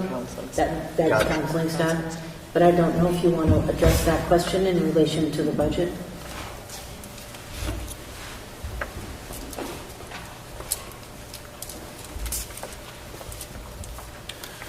Yeah, we can talk about some of that when I get to the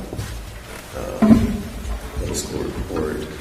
A couple clarifications. None of the cuts are impacting the student support staff. Secondly, the comment, if you dig into the comments in the family survey that are talking about robust intervention services, the dominant theme was my student doesn't qualify for special education.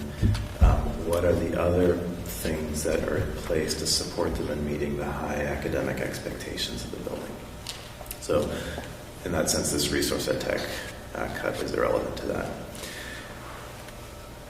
Finally, I would say that, as I said before, every adult in my building is working really hard, and nobody's sitting around twiddling their thumbs, and they're all adding value.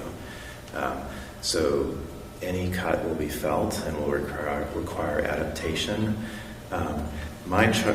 Jess's charge is to make sure that IEP needs can still be met, and I believe her when she says that those IEP needs can still be met.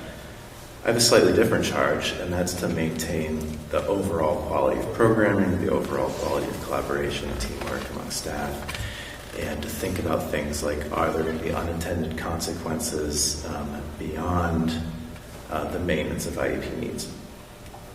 I think there will be some, but I truly believe that we are well-resourced enough and that we have talented enough staff that we are going to be able to provide the same level of regular ed support to students. It is a challenge that pales in comparison to the challenges that other schools in Maine are facing this year and next year, and we are coming at it with an uncommonly talented pool of staff, an uncommonly experienced pool of staff, and a starting point of generally being well-resourced. So while it's painful to think about in some ways, I am confident about our ability to meet those needs. I just want to give you one little piece. The student support team, and this is a weird data thing, and I probably didn't do a good job telling Jake about, is the counselor social work access. There's actually an NA, because a lot of people don't know if their children access that. Right. So you have a superficially low percentage. The 3.8 is what it is, but the 58% is probably because if you reported the NA, meaning if a parent thinks their child doesn't access guidance or social work support, it lowers the whole percentage really low. So we actually added that a few years ago because we kept getting this really low data and found out that it was because families were unsure if their kids were accessing it. And once we added, it didn't apply to them. Anyway, usually with this one, I report the NA as well, so you can see the total picture of that. But it's guidance and social work, student support team, just so you have it in terms of staffing. Any other board member questions before we dive into public comment? I have a question. I'm just, a lot of the changes that are being proposed are, in the interest of being financially responsible with taxpayer money and making sure that we, are taking care of our balances. And so am I correct in thinking, I'm looking at a number that says that if none of these staffing changes were to take place, that would cost the district an additional $600,000. Does that sound about right? That sounds approximate. I would have said 7, okay. But yeah. But so by making these suggested changes, we are saving the district close to $600,000. Okay. I just want to be really clear about sort of like we're making trade-offs, and I understand that we're doing it primarily for financial reasons but I want to make sure like what is like yes, we may be saving $600,000, but I am concerned about the parent feedback that we've been hearing, sort of saying, that particularly around gifted and talented, but I see it sort of on both ends of the spectrum of there seem to be a cohort of kids that need something beyond the curriculum, and I do understand that there's a new curriculum like rolling out that might provide more opportunities. I think like when I'm not an educator, I cannot tell you what the best way to, support these kids is. I guess what I'm looking at is I'm like, we may be talking about saving $600,000, but are we going to lose that we're already seeing declining enrollment, and we've heard from some parents that this program is really important to them and actually kind of what attracted them to this school district. And I think what it gives us the reputation of excellence and the demonstration that we are committed to excellence.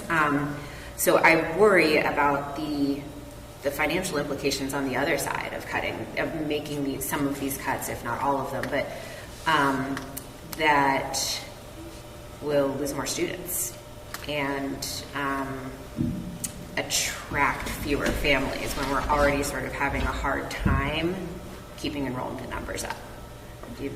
Any thoughts on that? I mean, I do. I hear what you're saying. I would be willing to place $10,000 of my own money on the fact that nobody's going to leave if we reduce GT by 0.2 FTEs. Like, the things we're talking about are such marginal changes compared to the product that is offered at both of the schools, that if those things make or break somebody, they're clearly missing the forest for the trees, because our schools attract people, and I hear from parents constantly. I have been hearing from parents all winter who don't live here, who want to find out how they can come to our school district. I am constantly talking to people wanting to come into our school district for all kinds of reasons. And it's typically not because my first grader can't access GT programs. It's because, you have an outdoor program, you have high quality staff, people are kind, your school functions well. There's so much more breadth to what attracts people to our school, and I firmly believe that with the cuts that we're talking about, we're being fiscally responsible, but what we're left with is still so much more superior to most school districts in this country that, sometimes it feels like we're losing perspective of how good we have it, because these small changes aren't going to make or break us. They're not going to make or break our reputation.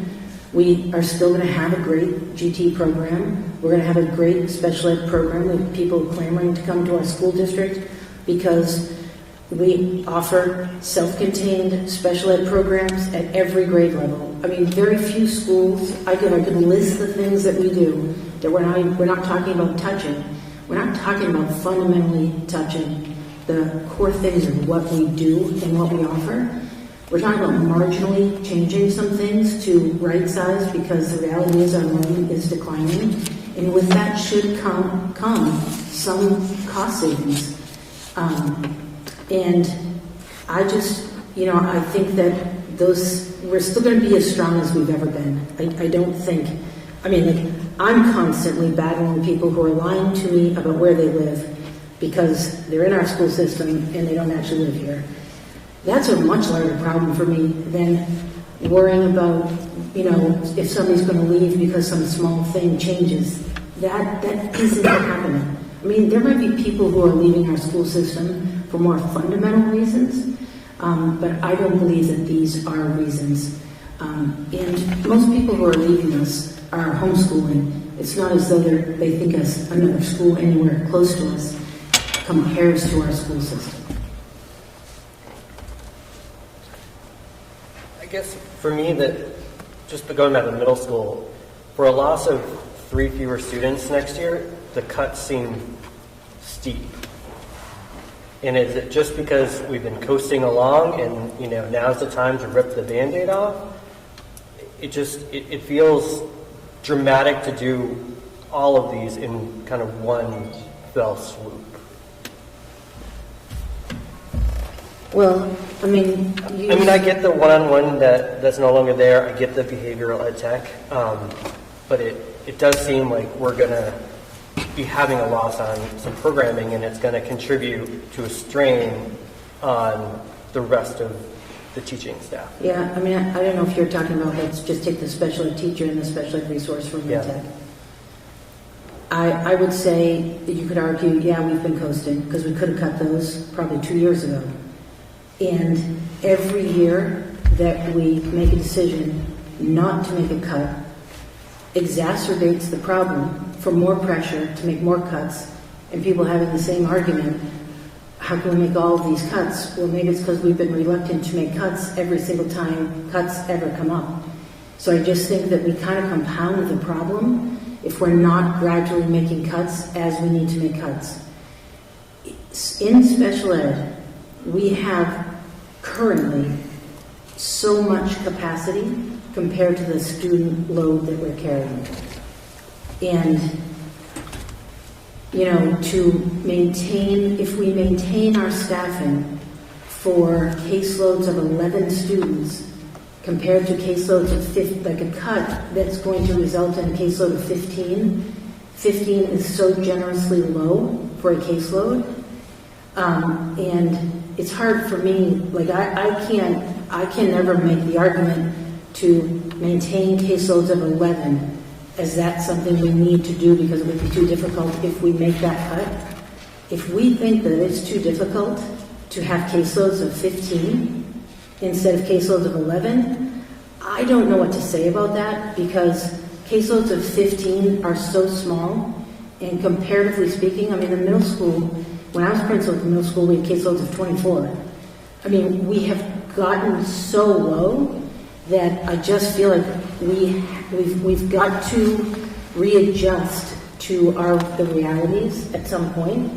And, if it's not this year, if we don't do anything, the caseloads are going to be 8 kids in a few years. So I think that the time is here. When we were talking about the cuts that we have proposed, and we talked at great length through iterative processes as an administrative team about these cuts, our sentiment was none of these cuts are going to be that painful for us. Like, from my perspective, will they cause angst because it's a change? Yes, I get that. Change is difficult for people, and I accept that. But do we feel like these are really burdensome cuts to us as a school system? No. In fact, in many school systems, they might be suggesting far more extreme cuts than we're suggesting. I feel like the cuts that we're suggesting, are marginal. We're still going to be left with more resources, spending more money per kid than most school districts in the state of Maine. We're up there in the top 5% of what we're spending. So I don't think that these things are unreasonable or too painful. I worry that if we don't make cuts now, that Band-Aid is going to be a lot harder at some point in the future. I have a quick question, Maria. My understanding was that over the last year, there's been work done at CRES with teachers, talking with teachers about declining enrollment, the impact of that. I know I was part of a parent meeting that was done. Has anything like that been done at the middle school with staff or with parents? Well, I would say what we have done this year that's different than what we did last year is we put declining enrollment on every single board agenda this entire year so that we were having conversations the entire year about declining enrollment. No, I haven't had a meeting like we did last year after the budget process with staff at the middle school, but it's not as though declining enrollment hasn't been something we've been talking about for a long time. And we've been talking about this, and I can't speak for Jake. I don't know when Jake started talking to his staff about the fact that it's likely that we're going to have cuts this year. My presumption that was at the latest in January, so it has been months that we have been talking about this. I don't know how long of a runway, like if you're suggesting that we need to be talking to people specifically for a year before we're going to make cuts, that we can't make them unless we've been talking to people for that long about them. I don't know if that's what you're suggesting, but I don't think that this meeting is blindsiding anybody. We've been talking about this all year long very purposefully so that we made sure people didn't feel, blindsided or weren't surprised or whatever it may be. And quite honestly, I think it's easier, nobody here is talking about the cut we're going to make for the 3rd grade teacher next year. We haven't heard a single parent, I don't think, or teacher push back about cutting the 3rd grade teacher. And I think that that's because at the elementary school, we cut a kindergarten teacher, then a first grade teacher, then a second grade teacher, and then a third grade teacher, and next year everybody knows that the elementary school, a fourth grade teacher will be cut. Hopefully everybody at the middle school knows the following year a fifth grade teacher will be cut. And I don't think those things should surprise anybody if you look at class sizes and you see that we've got class sizes of 17 with 3 teachers at each grade level. Obviously that's going to go up through. And I don't know how much of an obligation it is to have to say that years ahead of time, or if people need to also use some of their own common sense and look at our enrollment and look at caseloads. If you're a special ed teacher and caseloads are as low as they've been, I think you should be expecting that something might happen, because that's just the reality of the situation. So I don't know when Jake started talking to his staff about making cuts, but I know we've been talking about it at the board level the entire year. I don't remember. What was that? I don't remember. You don't what we remember. started talking about. I think the reason I was asking was just because I think it's been a valuable opportunity for whatever decisions are being made at your level and administrator level to be informed by the people who are closest to the students, which is the parents and the teachers and staff. So I thought that was something really valuable we did last year, and it struck me that we're making some pretty substantive changes at the middle school, and I didn't think that had happened. So, Sarah? Can I answer one more thing?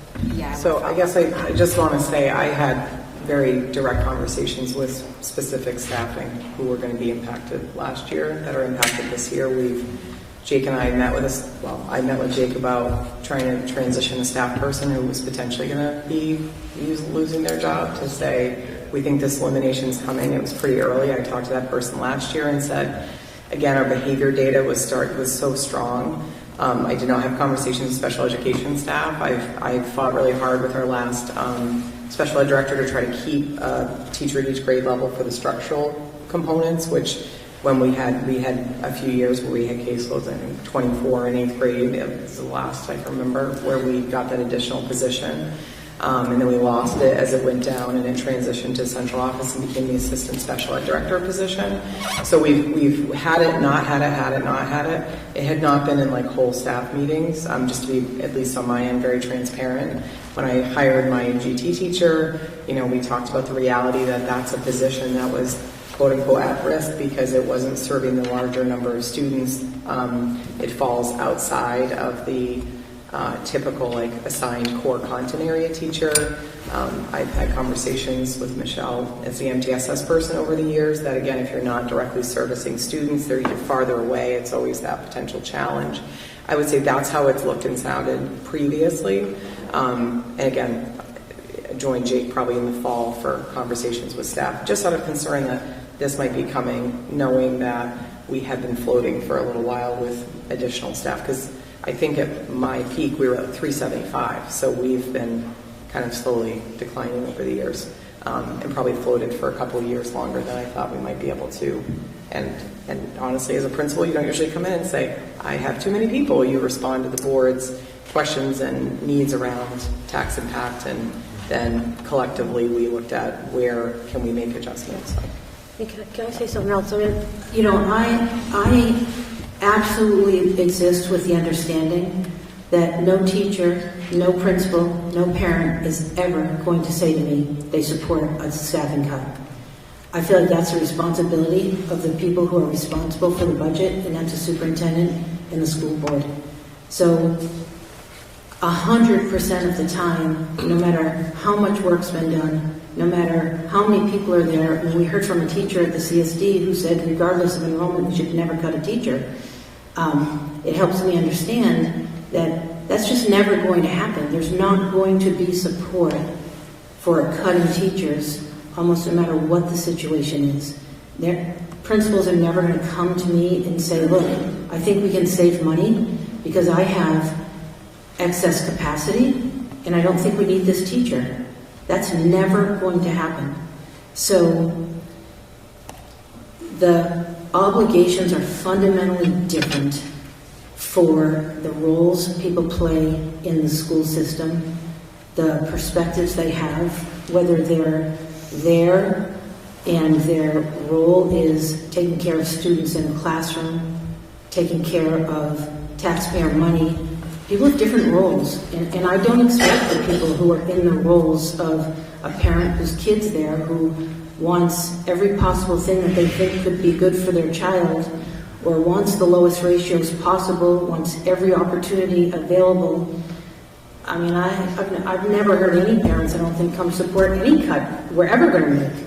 So, I mean, I just think that, you know, it is important to be thoughtful about what we're doing. I feel like we've been very thoughtful about the cuts we're making. We had many conversations among the administrative team. We've tried to be very thoughtful for teachers. We've let teachers know in January if we felt their positions were going to be cut. And all the cuts we're talking about, there is one teacher who's we know that is going to lose their job of all the cuts that we're talking about. And that person might have left us anyways at the point that they're in their career. So we're not talking about, you know, it's not even going to be a huge people impact. But I do think that people just have different roles and responsibilities. And we have to listen, but we also have to be thoughtful and understand that, you know, I don't think we're going to feel support with any cut ever from, you know, people who don't have a vested interest in, you know, being fiscally responsible. It's not their job. Can I put one point on that?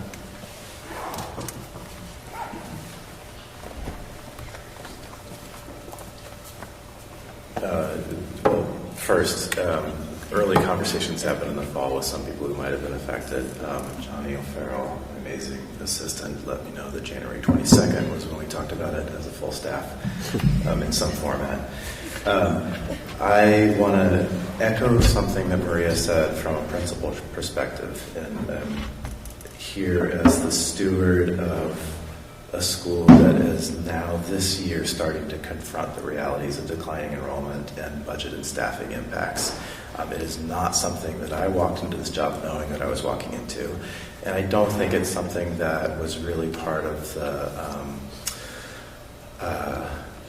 I think it was part of the awareness of the staff coming into this year, but not part of like our everyday reality and thinking about the future. And reality is hit. I appreciate that the board and Maria started this conversation early in this year. I've been in places where that conversation started a lot later and gave people a lot less runway to adapt and innovate and collaborate around solutions.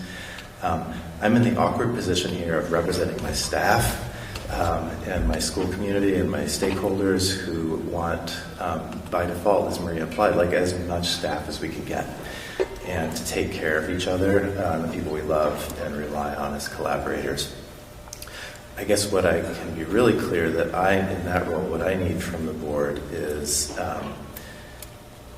I don't want to be set up for a major Band-Aid rip in 3 years that is like retroactively reacting to voter rebellion against fiscal irresponsibility. And I feel like the scope of the cuts that we're facing next year are within the scope of things that we can manage. And if they were delayed, hallelujah, amazing. But I don't want anything delayed with the cost of something that is an earthquake to the school happening around the corner from them. Thank you, Jake. Sarah, did you have something? Do you want to I'll just say, I guess, that would it be, looking at the enrollment numbers, the declining enrollment has not actually hit the middle school yet, right?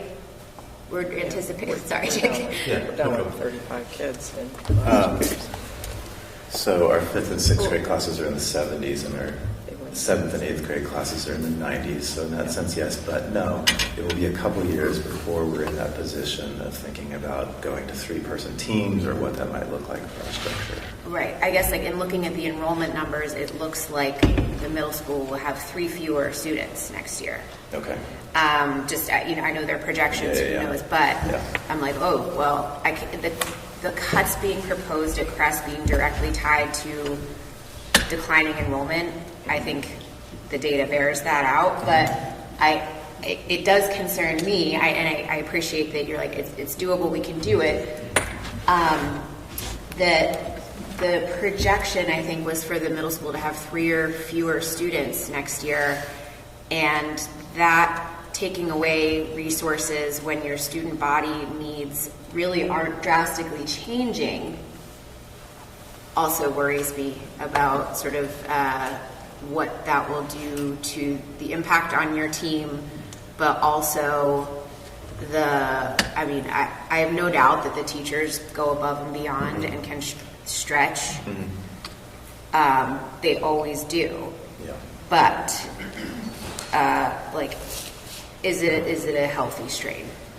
And it's a healthy strain that could, again, when your numbers aren't going down next year. So I do understand that maybe we don't want to keep kicking the can. The declining enrollment numbers are coming. We see it. But is this the year to do it when you are not projected to really lose any students next year? I worry about that. I worry about that academic year a little bit. I mean, I hear Sarah, and my answer to that would be we could have done it in 2021 or 2022 or 2023 or 2024 or 2025, and now we're doing it. So I don't look at it as kicking the can down the road. We already kicked the can down the road, and this is a time when we've had relatively high increases. We know that there are going to be further cuts in the future, and I think it's better to gradually make cuts than to keep delaying everything and then be in a situation where we're 10 staff overstaffed. And you think about the conversation we're having right now, that conversation is going to be a lot harder, and it's happening in schools. And, there's schools in Southern Maine cutting 80 teaching staff, and some of our neighbors cutting 20 teaching staff.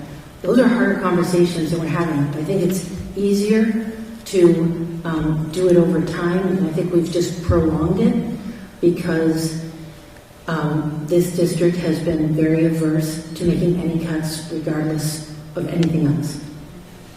But to be fair, I mean, it wasn't like the board was presented with cuts and we said no over these last few years. I mean, I'm with you that gradual makes sense. The middle school cuts don't feel gradual to me. It's just my opinion. I think what she's saying, though, is there's been a constant decline. I mean, look, from 20 to 21, there's 20 students, and then there's 10. So anywhere along the way we could have. We could have, but we didn't. And it wasn't because things were presented to us as a board and we said no. They just weren't presented, and now we're getting a lot. They also weren't presented to you because we were trying to recover out of COVID. I just want to be really honest. When I came to you begging for a behavior specialist, I mean, I was like, how are we going to keep school running? So part of that, just to be really transparent, was I couldn't have imagined ever shifting at the time when kids were just totally dysregulated coming back to school. So kind of when the dust settled around that, I think is the first time we started having more administrative conversations about staff reductions are going to come. You've lost 40 kids over, So I appreciate that. So again, it was just that period of time, that's where the need was far outweighing the number of kids we had, and you guys were responsive and gave us that position, which turned into the ed tech because we couldn't find someone to hire in that category. That's a big blip on the screen those couple of years. Really tough. Okay, I'm going to ask board members, we can do discussion after public comment, if that's okay, because I want to, a lot of these people teach little people early in the morning tomorrow, so I want to let them give their public comment. So just a reminder down here. Can I just a clarification on one thing, because I think a lot of people are here for the G&T enrichment issue. Specifically, just remind us all, this is about reducing what in the current fiscal year is a 0.8 full-time equivalent position to a 0.6. Is that what we're talking about? Okay. Yes. Thank you. That just frames it. Thank you. First person I have is Diane O'Connell. Just a reminder for everyone who's coming up, the timer will be right down here, and if you mention staff, I have to stop you, so don't mention anyone's name. This is like I know, yeah. Mostly I just want a clarification. in the school budget, the biggest increase was administrative, 11.68%. Can you differentiate for me the school administration and the system administration? Yeah, I don't know, did you add those two percentages together? I did. Or something? Yeah, that wouldn't be an accurate way to do that. You'd have to... Right, but that's why I'm saying, if you could, to me, administration is administration, so I'm asking if you could help me differentiate the two. Yeah, well, we have system administration. Which is what? System administration basically is all the director level positions. Actually, director level positions are in a lot of other budgets. System administration is the school board and the superintendent's office. And the superintendent's office contains the business office and central office personnel, and then school board stuff. Okay, so the school administration and people that work in the school. School administration is the administration, as in the principal's office, the main office of a school. Okay. And transportation was the largest increase at 27.15%. I was thinking people. Okay. Transportation is people too, just yeah, that's true. Yeah. Bus drivers, transportation director. Okay. Is the mentorship that's been talked about for the superintendent part of this increase? The salary for that? I was going to address that after this, but I'll go ahead. So I have something I just want to share with everyone about that, because I think there's been a lot of talk in the community about what it is and isn't. So there's still going to be support if Dr. Neal wants it for her transition. Within the superintendent's regular budget line is an account code for professional services. In fiscal year 25, the budgeted amount was $48,000. In this year, fiscal year 26, the budgeted amount is $32,200. The proposed amount for next year is $37,800. The money in this line enables the superintendent to hire the professional services that are needed for the district. In the past, it's included hiring communication specialists, coaching and consulting services for both the superintendent and school teams as needed, running an annual administrative retreat, and other services the superintendent sees fit to run the district effectively. Any future consulting services, whether with the outgoing superintendent or any other experts, would come from this line. Dr. Neal will have the discretion to determine how to allocate the money, as has every other superintendent. So this is the only money that is in the budget to provide consulting or supportive services for the superintendent. Okay. So. And I have one other clarification when you were talking about moving the money from to the capital reserve, the large amount. Is that only to get better, you said to get better interest rates if we need to borrow money? No. Okay. No. The reason, that's a subsidiary benefit of that. The reason why we would do that is to have money in our capital reserve in case there is a large capital project that needs to be paid for. We wouldn't have to add it to the school budget, but have money kind of in the bank. Okay. So we historically have tried to have somewhere between $500,000 to $1 million in our capital reserve. And it isn't there now, so you're going to move it. What's that? And that's why you move that large amount. Yeah, just to build that fund, to have it there in case we need it. Okay, thank you. Thank you. Next on my list is Karen Lockwood.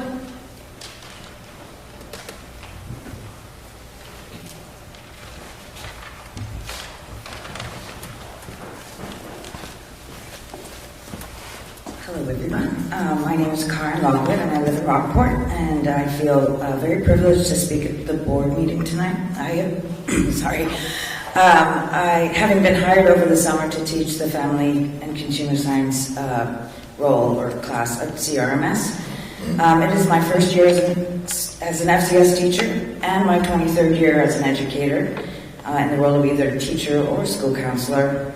I accepted this new job in part because I was excited about the interdisciplinary learning that would take place in FCS classroom, and more specifically the project-based learning activities that were grounded in interdisciplinary projects at each level.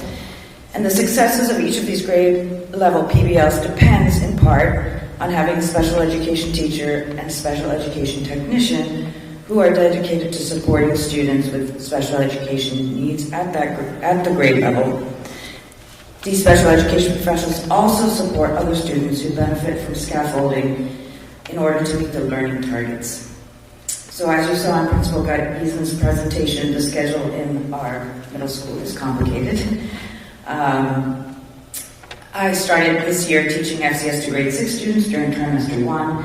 I had then 8th grade students with me for FCS in trimester 2. And on Monday of this week, I began teaching FCS to grade 7 for the final 3rd trimester. My experience with these trimester transitions has not been easy.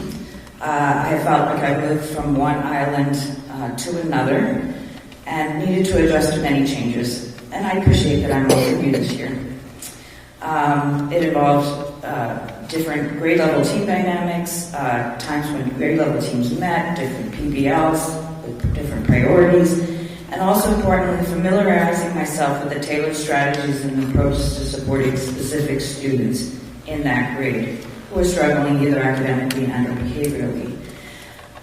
So I feel the implication of the proposed budget cuts is that there will be 3 instead of 4 special education teachers available to support students with academic and or behavioral needs. And Can I ask you to wrap up with like your last sentence or so? Okay, yeah, so the special education teachers are integral to the grades, and I fear for having to straddle these two sort of different systems on their own, if that makes sense. Thank you. Thank you. Mary Kay Felton. I'm going to condense 4 minutes to 2, so if this is not very eloquent, just excuse me. You can always give it to me too, and I will make sure the whole board gets a copy of it. Mary Kay Felton, addressing specifically the reduction in the resource ed tech teacher position. I am the current 5th grade resource ed tech. Before that, I was a family law attorney. I have experience mediating parents and teacher disputes, advocating for parents of students with IEPs. I was the advisor to the inclusion team over 30 years ago when my school implemented inclusion. I am the over 40-year mother of 5 children, 4 of which have some significant learning obstacles, including a gifted kid with acute Rolandic epilepsy who couldn't read because epilepsy affected the language centers of his brain. I had a student who came to school as an English as a second language kid with specific learning disabilities, a gifted kid with dyslexia, and finally a kid with no connectors in their brain, which means something as simple as printing a test vertically and then turning the paper and printing it horizontally meant that kid couldn't recognize the material and could fail one and get 100% on the other. I know these kids. I know what it takes to teach the kids. I know what it takes for our kids to learn and to flourish. It takes time, it takes resources, and it takes staff. Expecting one inclusion teacher to teach these kids and teach the diverse learning abilities of a typical kid is unrealistic. Enrollment is down, but our post-COVID issues are up. Our 5th graders are struggling with their basic times tables, 2s, 3s, and 5s. They struggled with the 2nd grade spelling words this year for the spelling bee. Resource kids' problems are much greater. Sometimes just 2 kids can derail an entire lesson in seconds, while 6 resource kids might work perfectly well. You can't apply numbers to these kids.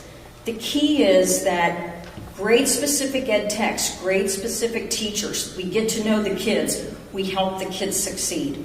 Eliminating a resource teacher and an ed tech and asking 3 teachers and 3 techs to cover 4 grades is just a disservice to our students, especially in project-based learning. It will result in a significant reduction in the quality of service the district provides. And therefore, with the support of my colleagues, I respectfully ask that the board seriously reconsider this area of staff reduction. Thank you. Do you want me to scan that and share it with the whole board, since maybe you didn't get to all of it? It's the whole shooting match. Very appreciate it. Sarah Witt Carlson.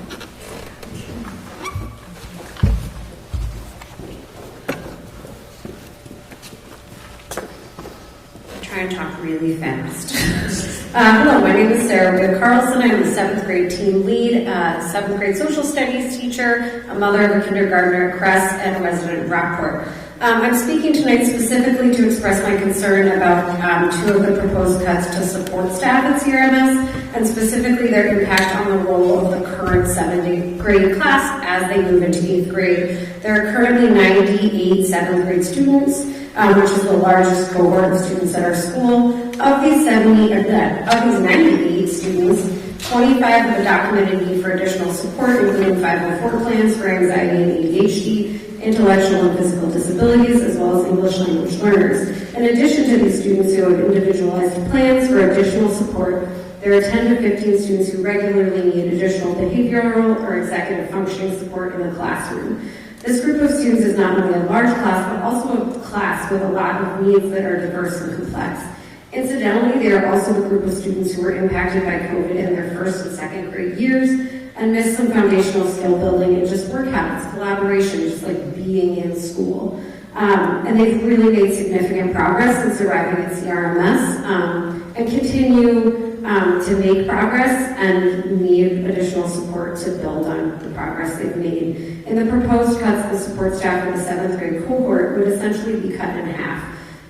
The current budget proposes cutting a one-to-one ed tech position who's assigned to support a particular student, but provides support to many students in this grade, as well as the behavioral ed tech position. The behavioral ed tech position is spread across the school, but also offers significant support to students in the 7th grade. In addition, we also have new students who often join us in 8th grade. As a note, this year we had 11 new 8th graders enroll. I'm just deeply concerned about cuts in support to our largest, most challenging group of students who have a diverse array of needs. I'm also concerned because when classroom support is cut, it's not only the students with documented challenges that suffer, all students do, because teacher energy gets focused on the students that with the highest needs and students who are quiet or well-behaved or independent don't get as much teacher attention that helps to foster their educational growth. Can I ask for your last second or two?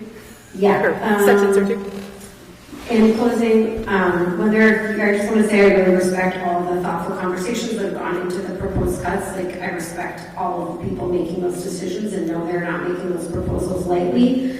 And I know no one wants to make staffing cuts. When there are fewer students, it makes sense to have fewer adults support them. And overall, numbers are going down, but numbers are not going down for this particular group of students. Thank you. Meredith Mendelson.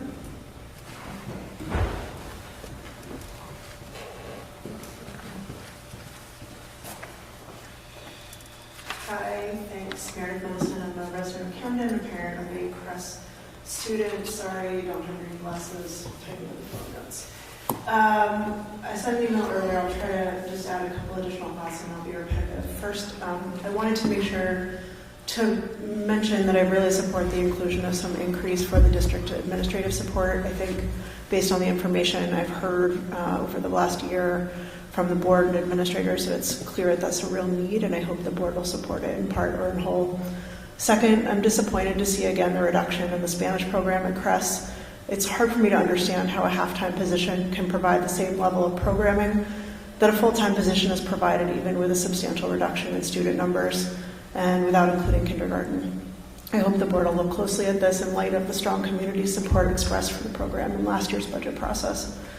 After tonight's discussion, I think I have a better understanding of the future of both G&T and enrichment, and I appreciate the conversation that was had around the table. While I understand from the conversation that there might be new opportunities with the new curriculum, and certainly in no way think that the homeroom teachers aren't incredibly talented and able to offer an incredible education. That said, as Maria noted, change can be uncomfortable, and right now it feels like a really substantial loss. I think there's community being built in the extension program that simply does not exist in the homeroom in the same way, at least for my child, and I believe that it's tremendously beneficial to the kids who've had that opportunity. And so to my way of thinking, change to the structure that we currently have does feel like taking away something that's of significant value from these kids. Not just benefiting those that are benefiting from the program right now, but also those in lower grades who won't have that opportunity in the future. I'm also really concerned, frankly, that focusing only on the very small number of kids that meet the testing standard in the future opens the door to further reducing the position to an even lower percentage, that feels like a easy next step. And so I hope that's not where this is headed. And that could really further reduce access to additional enrichment for other students in the future. Thanks for your time and consideration. Thank you. Anne? I'm not going to try to... Hallie?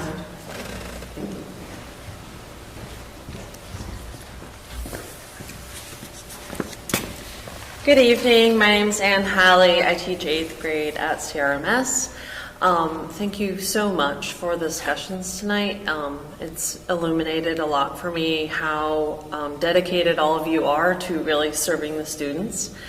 And I just wanted to share that the work that we're doing at the middle school, really that Jamie's legacy has helped to create this integrated interdisciplinary project work where we are tying our core curriculum classes in with our cultural arts teaching classes. That requires an enormous amount of work from the staff and also those hardworking kids. And it's already an enormous lift for our students who are on the edge of meeting academic standards, and it's certainly a big lift for our students who are in our special education programs. I want to speak specifically about science because we include everyone in science, and like all of our classes in the building, they're fully integrated. So I have students from the life skills program, I have students from the behavior skills program, and I have all of the gifted and talented students and everyone else in between. So my classes are very large, and we're talking about this incoming grade to 8th grade next year, currently at 97 students. And, possibly we're going to gain a few as families assess their decisions about high school preparedness and how they want their students to enter into our high school programming. And I want to share that you will see changes in our project-based learning model with these staff reductions in the middle school. And this class that we are going to host next year in 8th grade is challenging, and there are many of them, and the challenges are many also. Thank you. Yeah. Keisha Marsh.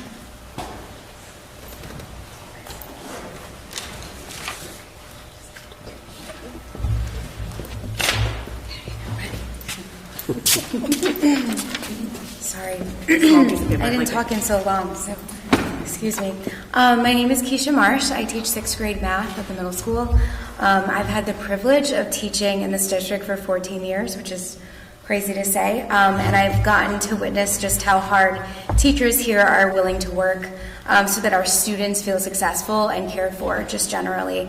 And I feel like we have a lot to be proud of, so I just wanted to start by saying that. Something specific that our CRMS staff is proud of is the tremendous work that we do to give kids project-based learning experiences. We work hard to engage kids in these rigorous, authentic, collaborative experiences that require sustained inquiry and time management, amongst many other executive functioning skills. These skills present a challenge for all of our middle schoolers, but are especially challenging for our special ed learners. Therefore, our special ed staffing is imperative and enables equitable access for all of our learners. Our school's teaching staff leans heavily on the expertise and advocacy of our special ed staff so that our most vulnerable students are appropriately differentiated for, paced, and met with to ensure that these projects are not overwhelming to them emotionally or academically. I recognize that our school is very privileged to have a special ed teacher at every grade level and that this structure is uncommon. I would argue that the experiences that we create for kids are also uncommon and that our current special ed staff is necessary for us to continue to create high quality project-based learning experiences for all kids. My greatest concern, excuse me, is our staff's dedication, which sounds crazy to say, but I'm concerned that our staff is going to continue to try to create these experiences for kids going forward with far less resources and supports for students. Despite our best efforts, I think this could very well become an equity issue for our most vulnerable population. That timing. Mary Ann Bernardino. I know people left, so. Okay. You can come back if she shows up. Christina Young.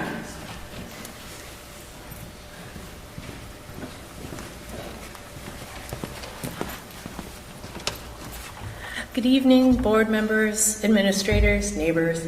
My name is Christina Young. I'm a Camden resident, the librarian at CRMS, and the president of the Camden Rockport Schools Teachers Association.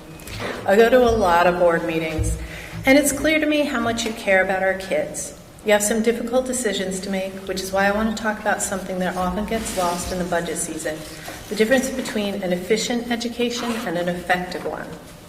Efficiency is easy to measure. A classroom where every student sits quietly, reads the same page of a textbook, and takes the same multiple choice test is highly efficient.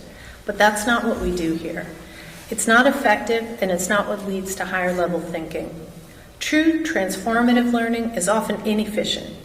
Real learning is messy. When you walk into a project-based learning classroom, you'll see students debating, building prototypes, and learning to fail before they succeed.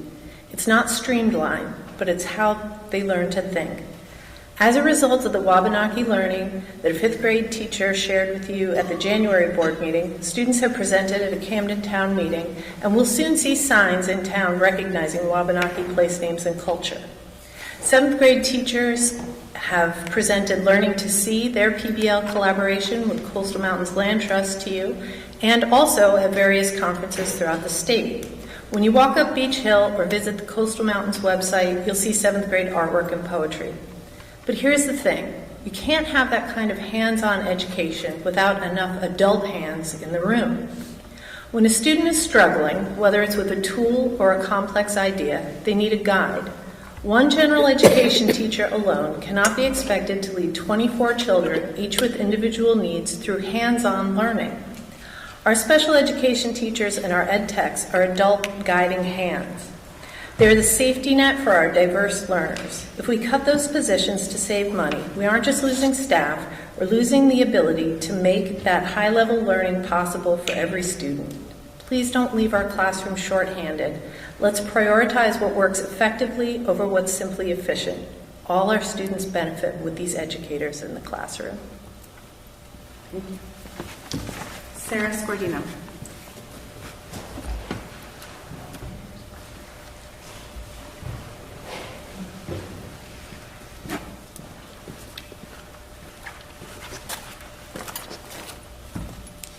Hello. I just wanted to, first of all, start thanking you all for the time and effort that you put into helping our district be the best it can be. I really appreciate that you're in a difficult position trying to balance fiscal responsibility with the varied perspective of so many different stakeholders, and also being mindful of taxpayers. I think it's, I don't envy you. Like every educator in this district, I'm committed to doing the very best I can to meet students where they are and using the resources that I'm given. I would like to briefly address some of the points from the February 25th board meeting, which I wasn't able to attend. Rick, it seems that you were trying to ask if there is data to support the effectiveness of the GT role at CRES. And I used the NUIA data from the end of the year and looking back at growth from the beginning of the year to evaluate that based on GT identified students, those who are participating in extension classes but not identified as GT, and comparing with students who opt out, who could participate but choose not to. So that's a great control group. And so I've been able to use that to refine my instruction over the years, and I've found that the GT program as it is has been very effective at helping the highest learners continue to show tremendous growth, well above national norms. And they aren't, it's just not easy to see, because if you're looking at somebody at the 98th or the 99th percentile, the percentile number is static, but students are gaining, if you're looking at the RIT scores, like 1 to 2 standard deviations a year above the 99th percentile. And so I base my instruction on their needs, which are definite needs. These students are not necessarily served or learning things on grade level in their typical classrooms consistently. But at the same point, offering that instruction to other people is opened the door for other kids to access that opportunity as well. And kids are rising to the challenge. So if you're looking at average RIT scores for students at the end of the year, the difference between the GT identified kids and those who have just risen to the challenge is very similar, and I'm happy to share that data with anybody who's interested. Thank you so much. I think I saw Ursula left, so that leaves Julie Spino.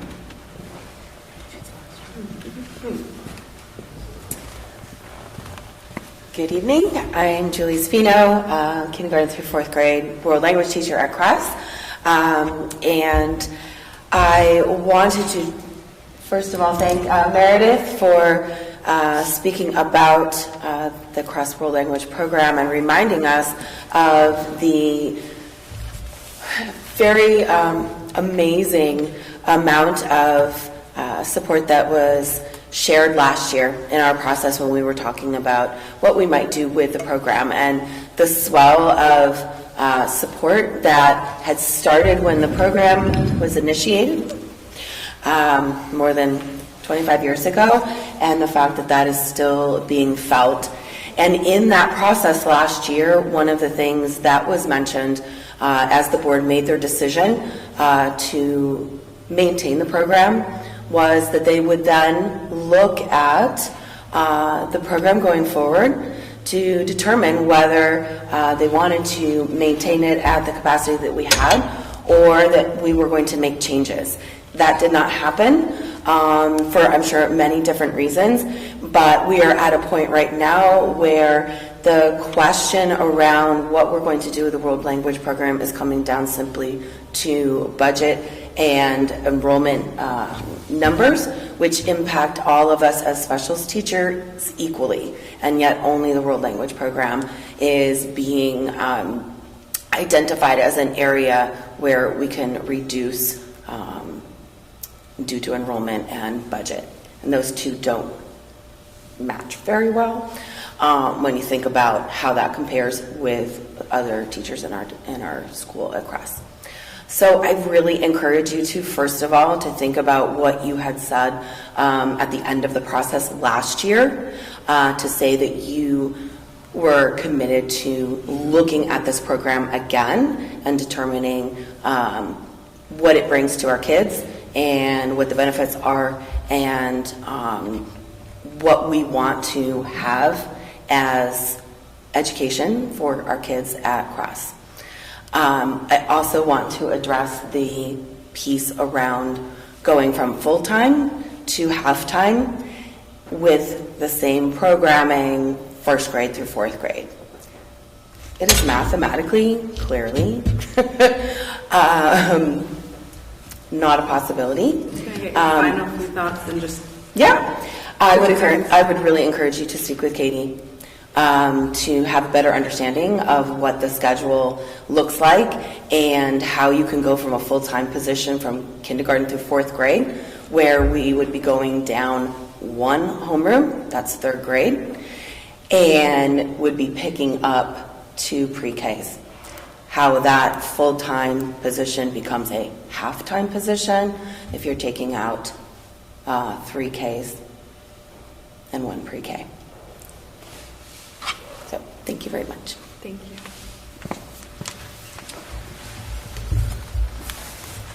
All right, board discussion.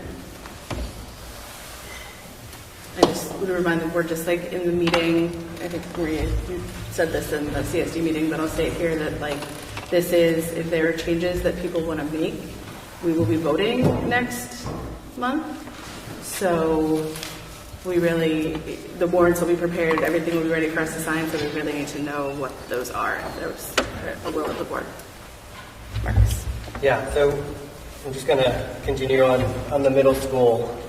You know, I can understand, you know, the arguments that we don't need the one-on-one ed tech, and that the behavioral ed tech was brought on around certain COVID pieces.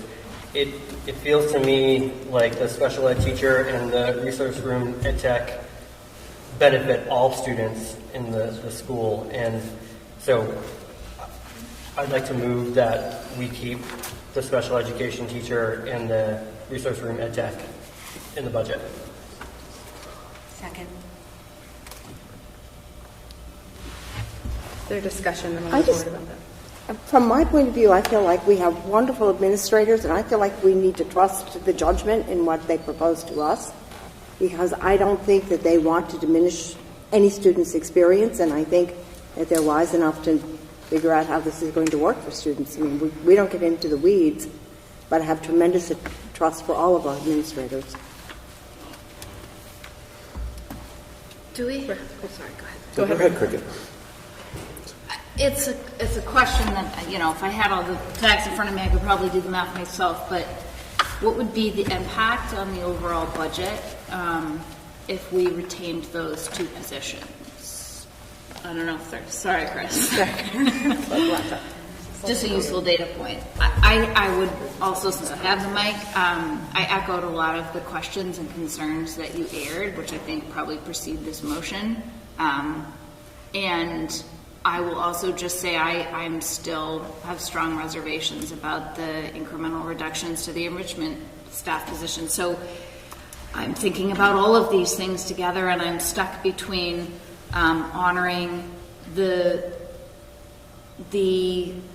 mandate that we put forth about fiscal responsibility and right-sizing the budget, but also not liking these cuts, but not wanting to undo all of them. So I'm just will err that I'm struggling with that.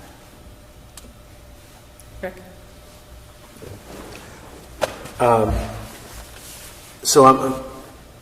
It's interesting. I've been preparing for this meeting, focusing mostly on the elementary school portion of this, and the way Marcus framed it here.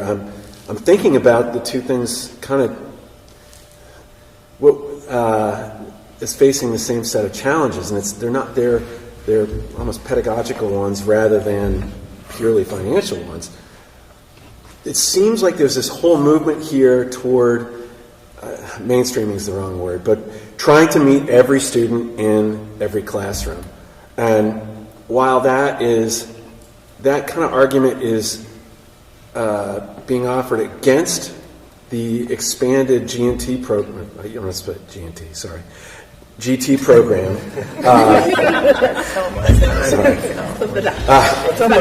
No jokes. Basically that we should be able to provide that enrichment service in every classroom, but yet the tools that we already have in place in the middle school to be able to, teach. Of course, it's the other end in some instances, but in those same classrooms. And I'm really persuaded by teachers' descriptions of how this is going to impact our ability to do things like project-based learning, which are going to require those one-to-one and other supports for special ed students. And I don't know, I hadn't really thought about this element of it until this came up, and I don't know, I'm ready to hear more, and we'll probably end up supporting this. Can I say something? I'm not sure if there's going to be a reduction, whether we had 4 or 3 special ed teachers next year. I think it's a mistake to think there will be fewer teachers co-teaching courses. Whether teachers are co-teaching or whether there are pullouts depend on student needs.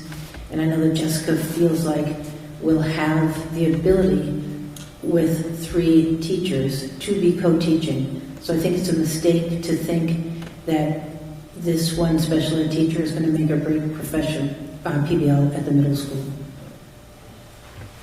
And I'll just to go back on that, this is as much about the ed techs being present in classrooms where individuals who are being met where they need to be met need that kind of support. It's not just about a special ed teacher on the side as well. But. And I totally respect that we do need to make cuts, and I know where the future is headed. It just feels to me like, as I said before, the middle school cuts seem really steep, and these 2 positions seem to be the 2 that kind of really, as Rick was just saying, enable the general student body to thrive just as much as some of the special ed kids that are in the programming. So, I respect the administration's, recommendations, and I support most of them. I think these stand alone as ones that, maybe we revisit it next year, but as a full package, these stood out to me as ones to kind of keep, especially after hearing from our educators. Is there a universe, or I'd love to understand, we're talking about these as a package of two that go together, which makes sense, but I'm wondering about keeping one versus the other, and I don't know if that's a Jake or a Jess question about if we were to retain either the special education teacher or the ed tech, like, is there impact around one or more?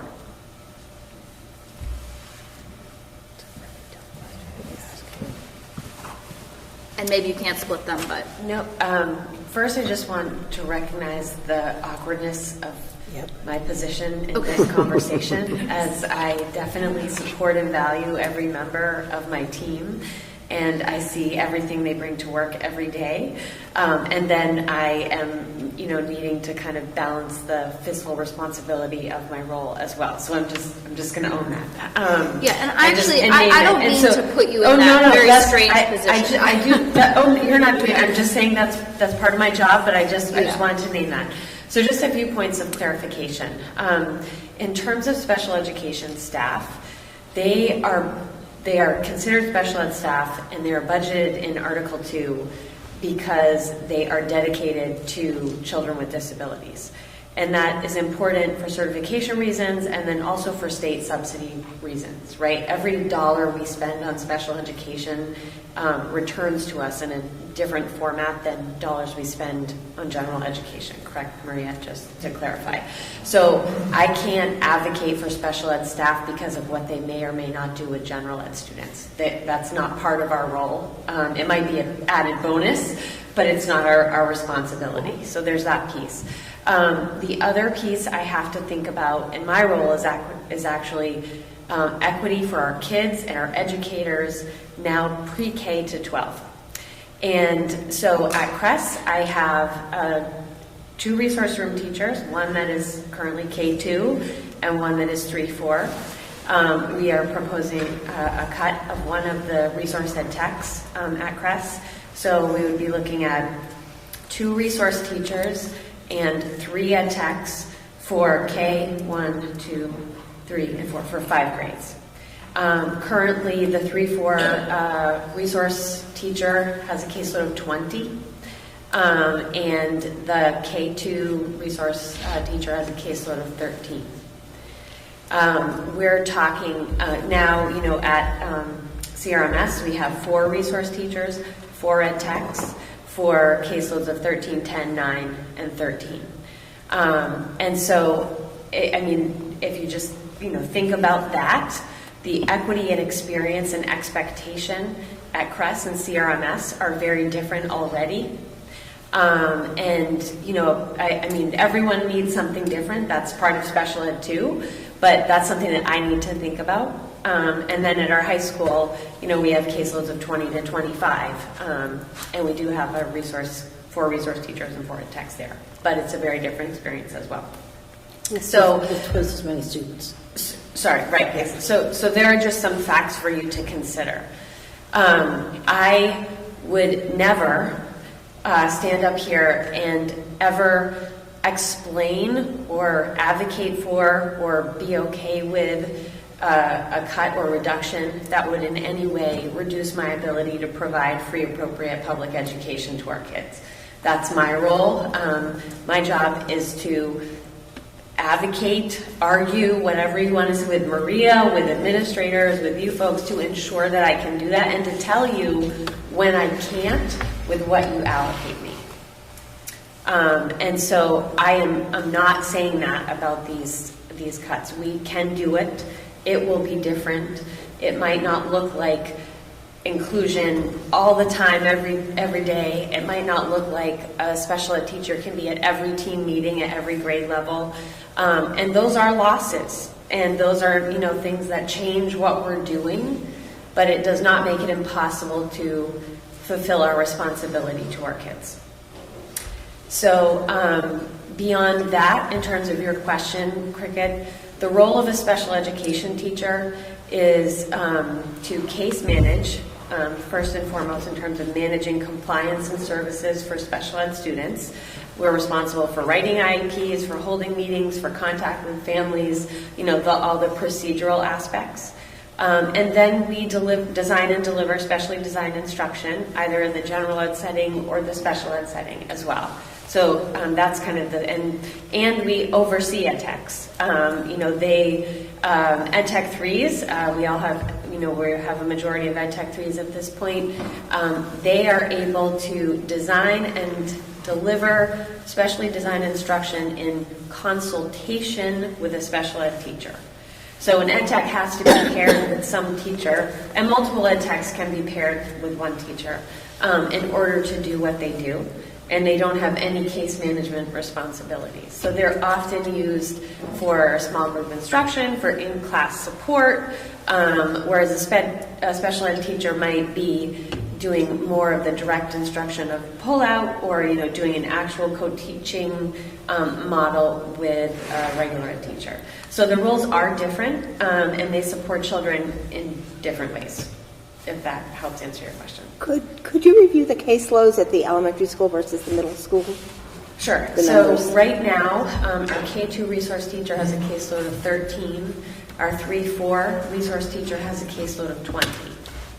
And then at the middle school, and I'm not going to get this right by grade level, I know 6th grade is 9.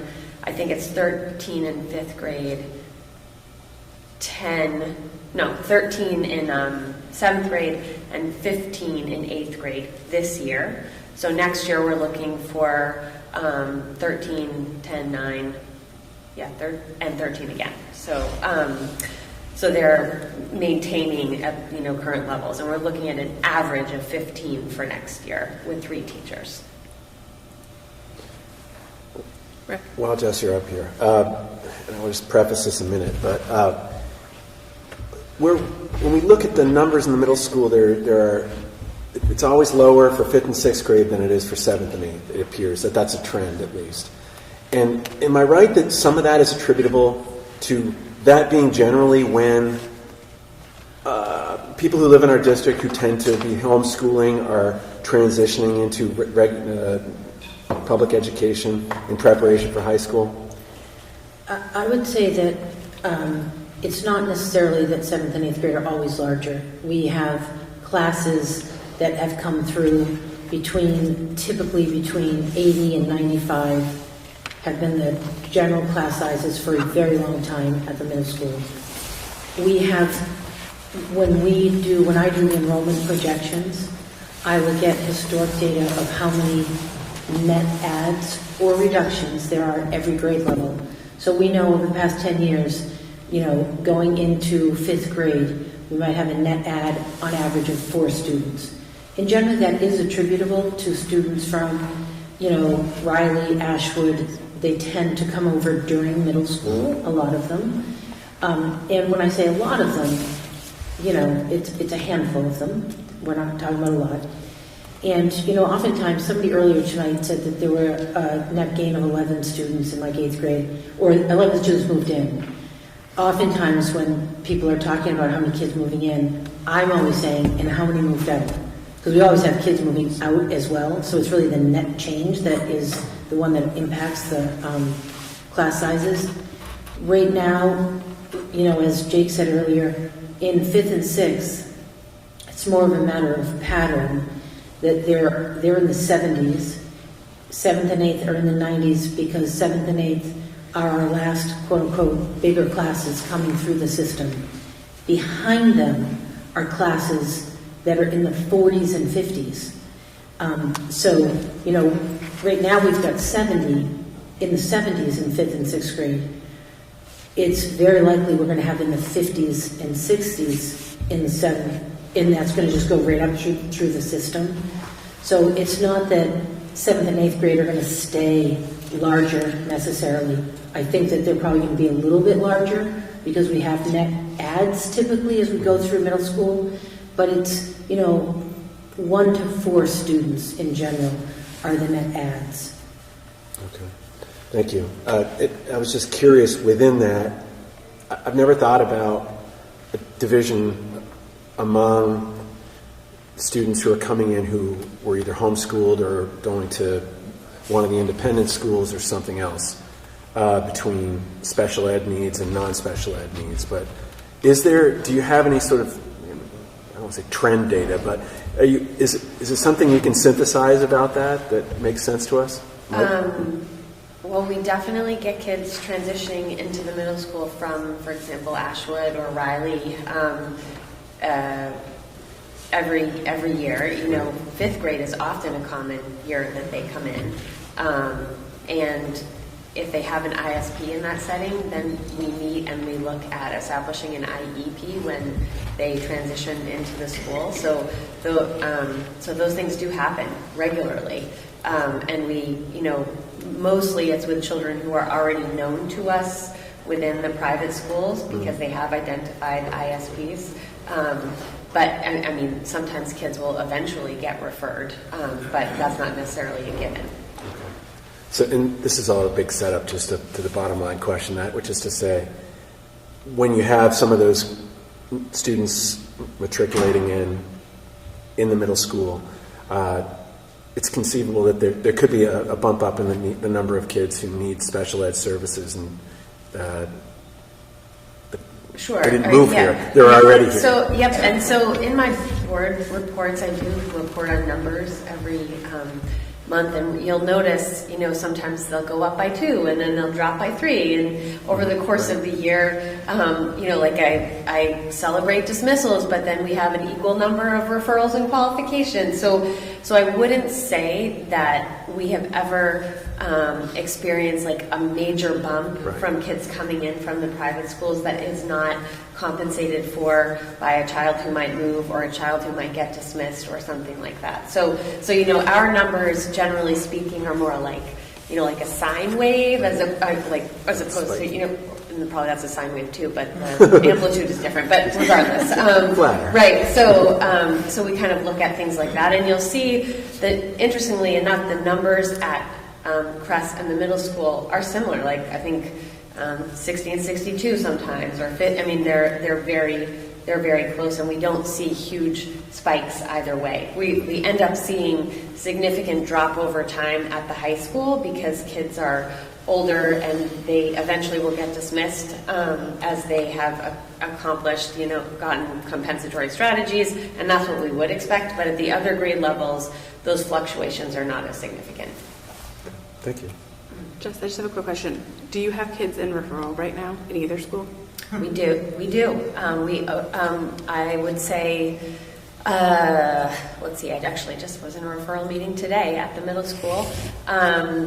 Maybe plus or minus 5, I would say, in probably each setting at different stages in the referral process. And so, some of those kids qualify, and I actually think in my last board report I had some, or maybe that was dismissals, I forget.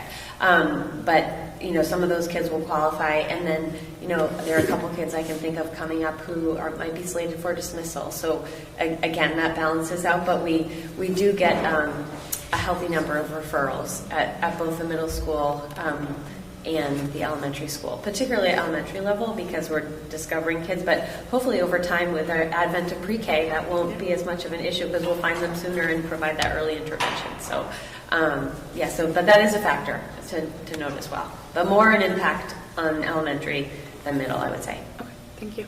Sure thing. Any more discussion by the board before we vote on the motion? I've got the number if you want it. Okay. Oh, yeah. You want to give that Sure, to us? thanks. Chris, before we vote? Just about $150,000 For this change? for the 2 positions. And then we had, in the last meeting, had discovered there was an error of, 92,000?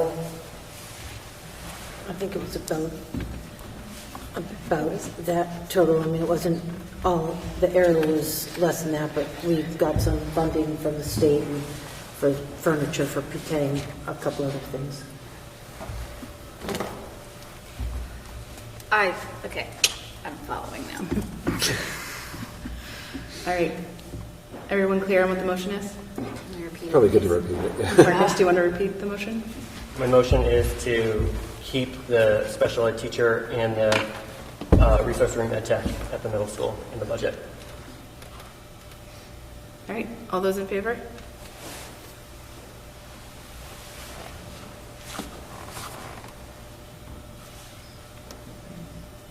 All those opposed?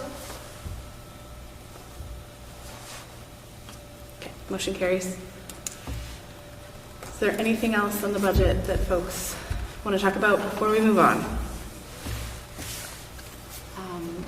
Yes, I'd like to make a motion that we retain GT at 0.8 full-time instead of 0.6. Second. Is there any discussion? All right. Oh, I do have something, and this kind of goes back. This is going to sound familiar because the spirit of this idea, I said it 2 weeks ago at the high school, and that is that, like when we're contemplating these cuts, especially percentage cuts, where you have to remember that we're not supposed to talk about individual people, but we're talking about specific people in specific circumstances. Like in this instance, this is, there's no guarantee when we're talking about reducing a position from 0.8 to 0.6 that person is just going to stay there.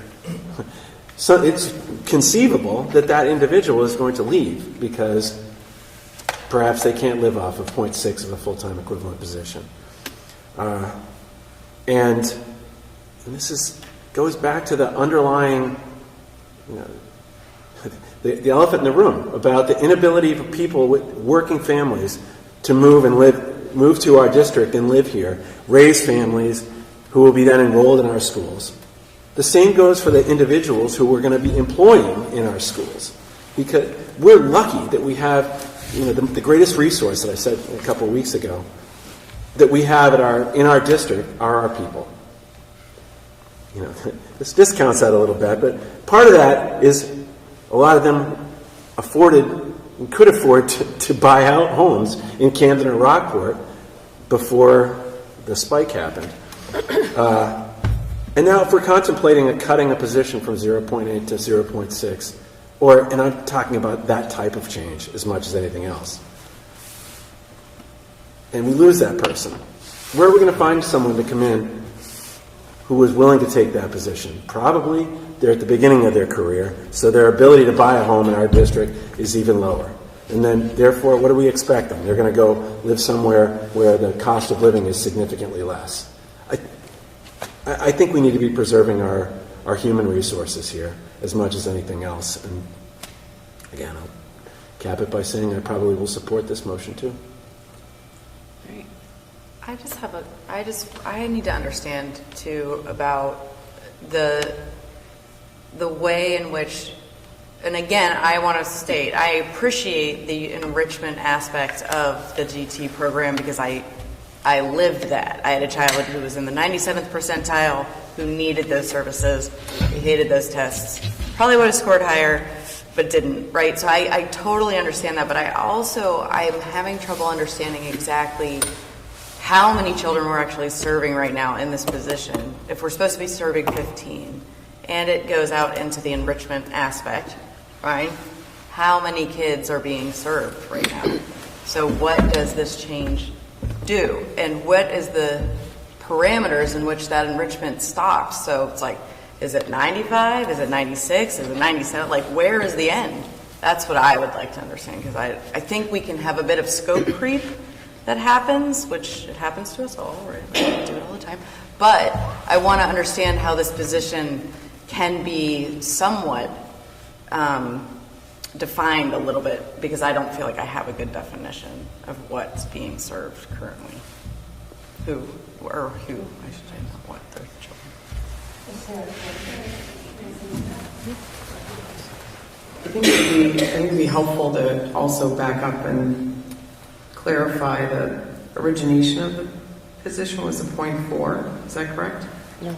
And we moved it to a 0.8? No, it was always a 0.1. Okay. It was 130 students, Sarah, in ballpark. So, Lucia? Yeah. I think at the last board meeting, there seemed to be a little bit of confusion about how we developed the kind of fluid enrollment system that we currently have. It started with a conversation when we had our 2022 to 23 GT program board review. At that time, Deb McIntyre was the assistant superintendent, and so she led that conversation. But the high school GT teacher, the middle school GT teachers, and I met along with Jamie and Chris, and we decided to look at the differences between the 3 different implementations of this program. At the high school level, they offer advanced coursework, but not really to freshmen. Freshmen, the only option was the humanities class, and that's typically geared towards GT-identified students, and they offer priority placement in that class. And then as space allows, they've expanded it to students who are motivated and would like to participate. And over time, that program has actually grown so that they had to add another section, another instructor, and students, even last year, I know that there were several students who were told that it was full, and they were able to successfully campaign to have that opportunity as well. Yeah, so we stick in this district in terms of what is being served at Crest. Okay. So at the middle school level, we had decided to to follow the middle school in not using the Horizons name anymore because there was some, emotional baggage with that name. How kids had been told they weren't able to participate in the classes. But Deb has spoken with me about modeling after the high school program, which is why I brought it up. That's where this came from as a model. And so right now it's that students are offered positions if they have obtained a GT designation in either reading or math. And then if there are extra seats in the class, teachers come to me and ask me if I could take a couple extra students who could use a challenge, or students sometimes approach me and I say, well, you need to talk to your teacher first. So it's sort of a fluid situation. If kids join us for a book group, for example, like we read whole novels, which isn't something you see very often at the elementary level, but I ask that they commit to stay with it for the single book, and then they can fluidly opt out. So the kids vote on each book, and if the student doesn't get the book that they wanted to vote for, they can not participate, and there's no having to test into the group, and they can opt in and out, so it's a little bit less social tension about who is or is not a part of the group. So at this point, we haven't, usually if kids are not in the top 20 percentile, they generally don't participate, but there have been students who have said, they wouldn't like to participate, and then if there's space and somebody asks, we can try them. So I don't know if that defines it. There isn't really a bottom boundary of who could attempt to participate, but kids do sometimes try to stay with us, and then if it's overwhelming or if they don't have the executive functioning to keep up with the assignments, then they'll sort of take a break. Okay. How many students? Can you put a number on it? I have a report that you sent us, Sarah, and it says 75 students. Okay. And since I wrote that report, I have been asked to take 4 more third grade students, and I just got an email for another first grade student tonight. And it's very fluid. So kids are usually moving in and out, and it's something where there shouldn't be a stigma associated with participating or not. Marsha? Yeah, thank you, Sarah. I had 2 kids who went through the program, and I, through my tenure on the board, have been a very strong advocate for the Gifted and Talented program.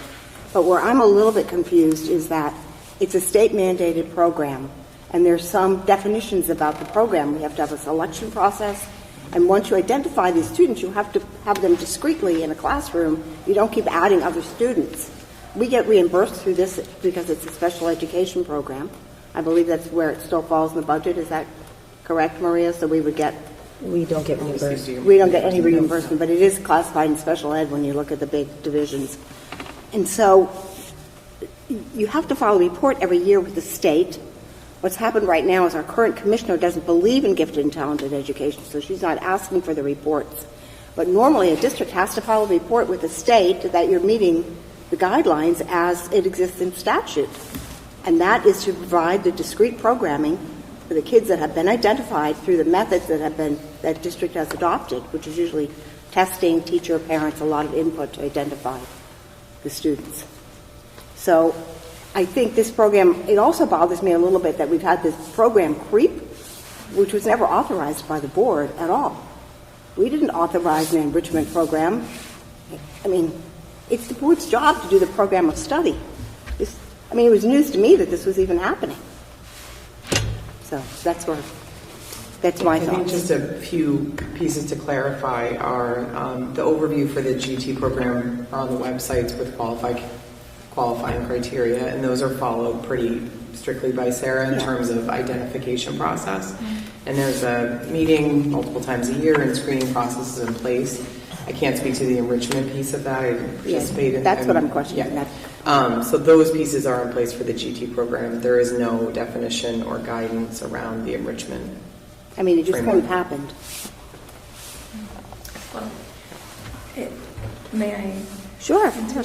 Well, it was actually in place when it was the Horizons program as well. That was also identifying students who were not GT identified and serving them, and that had been in place for 30 years. So when I stepped into this role, it was being done by the person prior to me in the same way, and I picked up what I was given and continued. And I was never given any other feedback to do anything differently. So I feel like that's something, if this was wrong, it should have been addressed by leadership in the past 6 years. And I think the one adjustment Sarah made in that, from the Horizons to enrichment, is removing the requirement of a bottom performance, which I think was like 80th percentile or something, Sarah, right, for Horizons, and attempting to make it more open and choice-based, which again happened through, I think, good intention. And then again, creeping down into younger age groups, again, was not initially part of GT planning and things. So could we file an acceptable report with the state if they asked for it tomorrow, which could happen?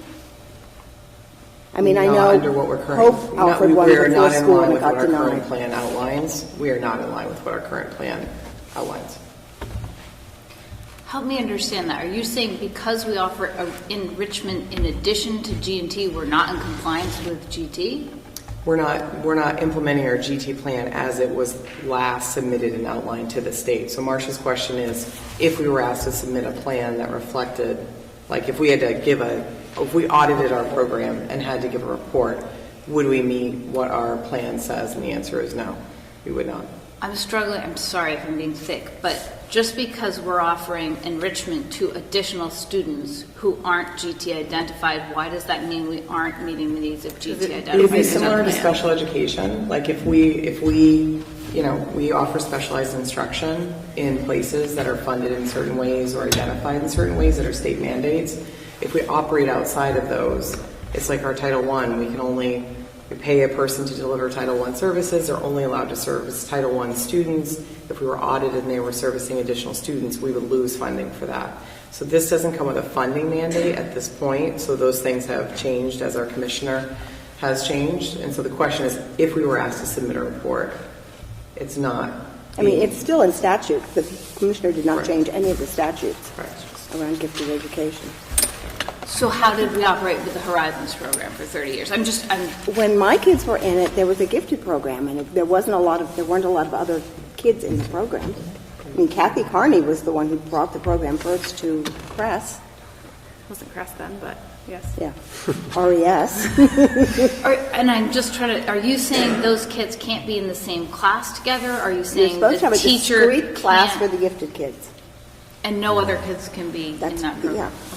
Not in that class. I'm not saying the teacher can't do other criteria things. for gifted and talented, and you were supposed to service the children in that area. If that was an enforced mandate that came with funding, and we were asked to report on that, we would not meet based on how we're doing it at this point. Yeah. Because there are non-GT kids in the classes. Non-identified. We have other structures in middle school. We have accelerated math, which took the place of an enrichment GT focused math, which was more of the enrichment like Sarah is doing. And that is an acceptable piece, which includes kids that fall below a GT identification because we've identified accelerated math as the GT model. So we're getting into the weeds of something that's not real right now, so I just want to be aware of that. Like, we don't have a mandate where we have to implement things in the way that the last plan that was constructed was submitted, but the last piece the board approved is the gifted and talented plans that are available on our sites. Does it include grade 22? No, does not include that's grade a big 22. Piece of it. Part of it is the grade level expansion. Yeah, the plan has just been grades 3 and 4. Oh, yeah, we began identification 3, 4, and it was Started general. screening around It was second general, grade for- gifted, and then in middle school, we looked at math and we looked at language arts, and we added the arts program. So, go ahead. No, I was just going to say we have a motion and a second. To me, all of this discussion doesn't negate the merit of the motion. If there are aspects, either in our paperwork or how we're talking about this, that need to be adjusted, that's fine. But I'm not understanding, there's no philosophical or structural problem with offering enrichment and GT. We just have to make sure we're dotting our I's and crossing our T's and how, I guess, that is reported or structured. I think those are hurdles that can be met if we are, in fact, out of compliance, so it sounds like currently we would not be. I'm in support of this motion. I actually think it's an equity issue. We've talked about equity in terms of services for special education students and ensuring that they can really benefit from a full inclusion model, and Marcus raised really good concerns about that. I believe that there is an equity issue at this point as well. Our narrow definition of GT does not include all students who need and benefit from enrichment. I've heard that from countless parents. I've heard that from general education classroom teachers, and that's something I have seen and believe. So to me, I think we do need to pay attention to both ends of the spectrum. I also think that, Maria, you made the point, no one's going to leave the school system tomorrow if we reduce this program by 0.2% or whatever. Sure, but there is a ripple effect. I know I have talked to a lot of parents, and I truly believe that if this contributes to a sense that their kids are not getting what they need, or if it decreases test scores, as Rick mentioned, the perception of excellence is at risk, I think, and that does not hurt, or that does not help our ability to draw families to the area. I am a family who moved here for the schools. If I feel like those schools no longer meet the needs of my children and there is a better option elsewhere, I'm not talking about the neighboring districts, I'm talking about 2, 6, 10 hours away, I am somebody who would do that. I would move. I'm not going to, but I just think it is important to think about the larger health of our school system in maintaining excellence and engagement from all ends of the spectrum. So that's where I'm at. I just want to say, I don't think it's an equity issue because gifted kids have uniquely different needs, just like special ed kids do. And I think the enrichment that we're talking about has traditionally been a basic expectation that the classroom teacher would provide it. But it's not. But then we have a different problem that we should be working on, not throwing money at adding something. So to me, then have more of the push-in model, like Katie was talking about. It's not, to me, change the structure, don't reduce the staffing for it. Sarah? Basically what Cricket just said. I was going to say, it was like, I think that again, kind of like with the special education, there is like a decent-sized cohort of kids, I think, who fall in this bucket of needing something a little extra than what the homeroom teacher can do or is reasonably expected. And again, I know we're leaning into different curriculums, but I think taking services away, or we're not taking services away, I guess. No longer extending those services to kids who currently don't have that. I think there's value in this approach. Maybe we haven't nailed it, and maybe there are some things we need to figure out. But I think that's where I'm not ready to make the cut. Let's figure it out. Keep investing in this area. Review the program. Review the parameters. Rick?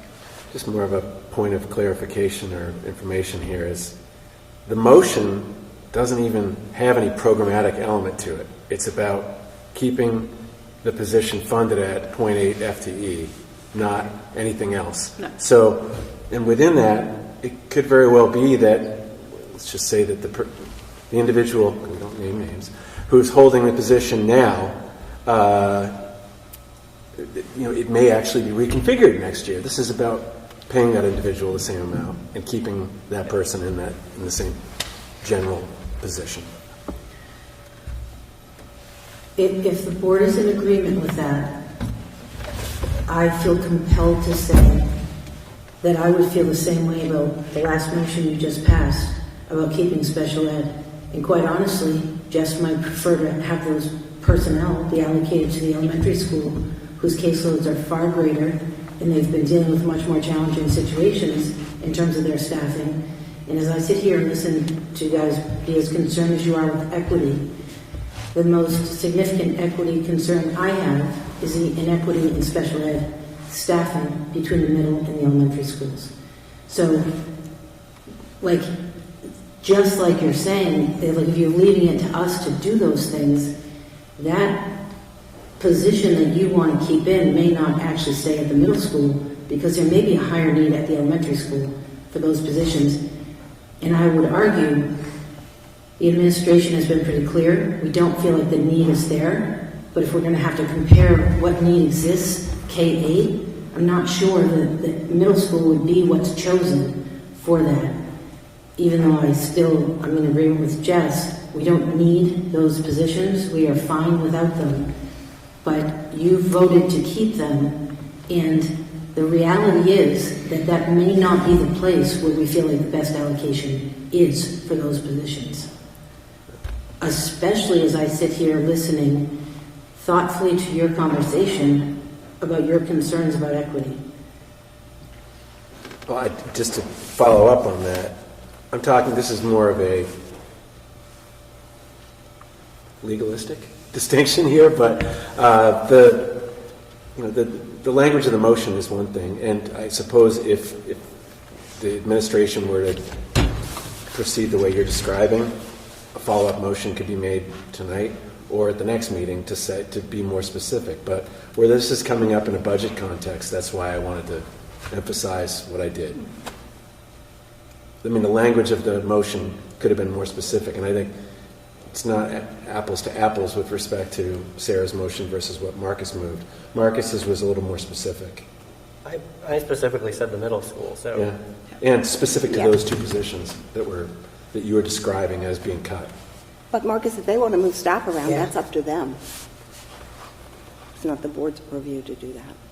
But back to legalistic distinctions, this would be something like legislative history. And if she wants direction as to where our heart is on these things, she knows what the language of the motion was and the discussion around it. So, all right, we have a motion, a second. All those in favor?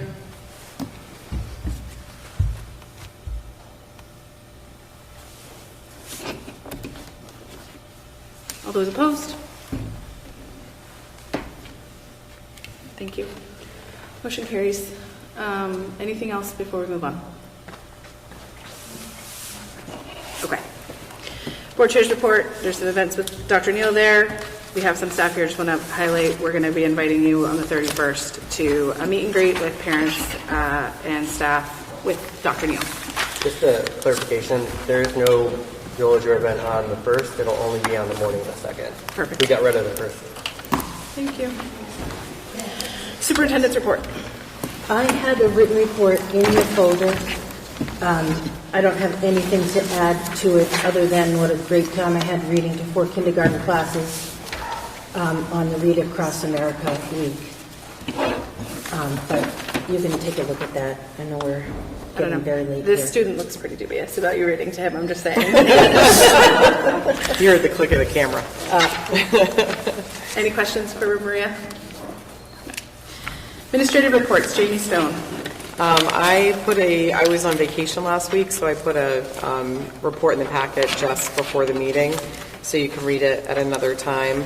I just wanted to point out the attachment on here. Heather Butler, 5th grade teacher, and Jane Chamberlain, high school teacher, did a Wabanaki curriculum review, which was just a really awesome experience for us to look whole district at how we educate around Indigenous people of Maine and where their gaps are. And they had other pages that had questions and follow-ups that I did not include because they got really specific with teachers' names, so I left that out. But it was just a really good example of great things that happen when you give 2 teachers a day to work together. And they reviewed the Portland curriculum. They decided that we would not move forward to adopt elements of that, but that they could see how they might expand some of the opportunities across our school system. And I just appreciate the opportunity to be in a system where I can offer teachers that, and they are excited to do it. And now I got to figure out how to give them space to do more because they're ready to go. So, awesome. Yeah, I was really proud of them for that one. Trustee Yates. My report shows. You've answered enough questions. Thanks, Jess. Middle school, Jake Geisman.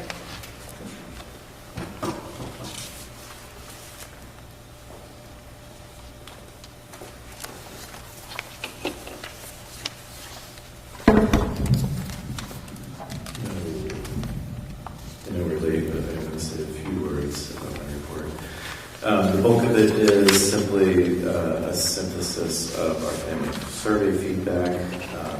It looks like I neglected to include the enrollment update. It is the same as I last reported. And I want to say just a few words quickly. The family survey is just one of the data points that is informing my understanding of the path ahead for CRMS, and I want to briefly offer a broader analysis than the specific reflection in my report. CRMS is rich in assets. We have a legacy of being a high-functioning and high-performing school. We boast an unusually low turnover, experienced and talented staff that collaborates and innovates at a high level. PBL at the center of our curriculum creates rich interdisciplinary connections, synergies among staff, and authentic connections with community in place. Perhaps most significantly, and I heard this loud and clear when I started making inquiries when I was thinking about this position, the community values and is proud of the school. So mission one is simply to maintain all of those assets. At its core, CRMS is a school that doesn't need to be overhauled, it needs to be held to its record of excellence.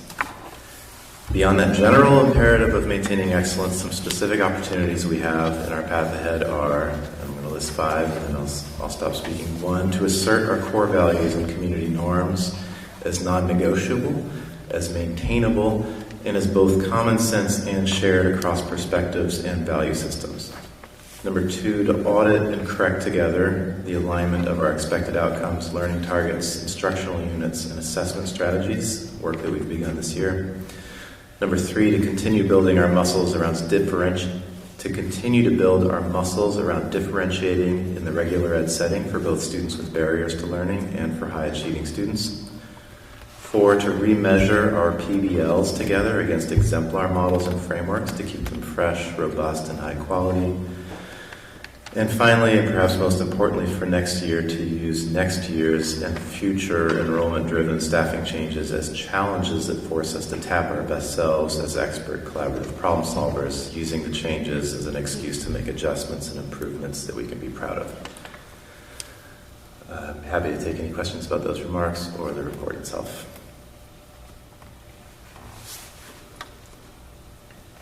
Thank you, Jake. It's a lot to comprehend right now. Katie. You have a brain cell left. This much. This much, okay. I'll be very brief, too. And you've got the report in there. I was happy to have 97 people respond. I always try to go for 100. It's our competition here. The pieces, and you can see in the data, continue to be overall very positive. One of the pieces that we noticed was that people don't know Adam, and so really working on how to get him more present. So again, that not applicable category or neutral category was high for him. So things like him writing the piece that I generally do in the monthly newsletter, and just presence. And also, you know what? The assistant principal is a tough position because you're the disciplinarian, and so if you are the one that knows him and you didn't like his response to something, it's the reality. A lot of people don't know because you don't get the phone call, right? Yeah, the reality of the position. So he and I have been processing that piece. Overall, everything went up, and I also just tracked where Chris, who had tracked for years, I continued on with his tracking just to see were we falling in the same place. And we were. And of course, the biggest piece for us is staff relationships and people being so positive that the staff work really hard, myself included, on knowing everybody's name, and that came out strongly.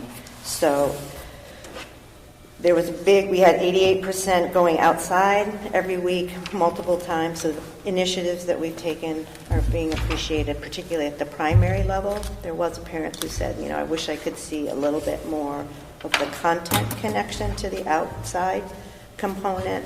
And that's a philosophical difference, whether outside should be just completely exploration and play, and that is the learning that's taking place, or whether there should be an academic piece. So that's something we will untangle there. And finally, the part about families really want us to bring back performances. They want nighttime pieces, and they want community connection, and they want to be able to meet other families. So that's a part that we haven't traditionally done in a long time, and so trying to build that component, and what does that look like, and what are the demands on staff for that. And actually, it was an equity piece that parents said, if I work, you're actually operating against me because I can't come in the day. So, it was a real flip of equity, and I was like, oh, okay. So we're wrestling with that piece. Any questions? Yeah. Very quick one.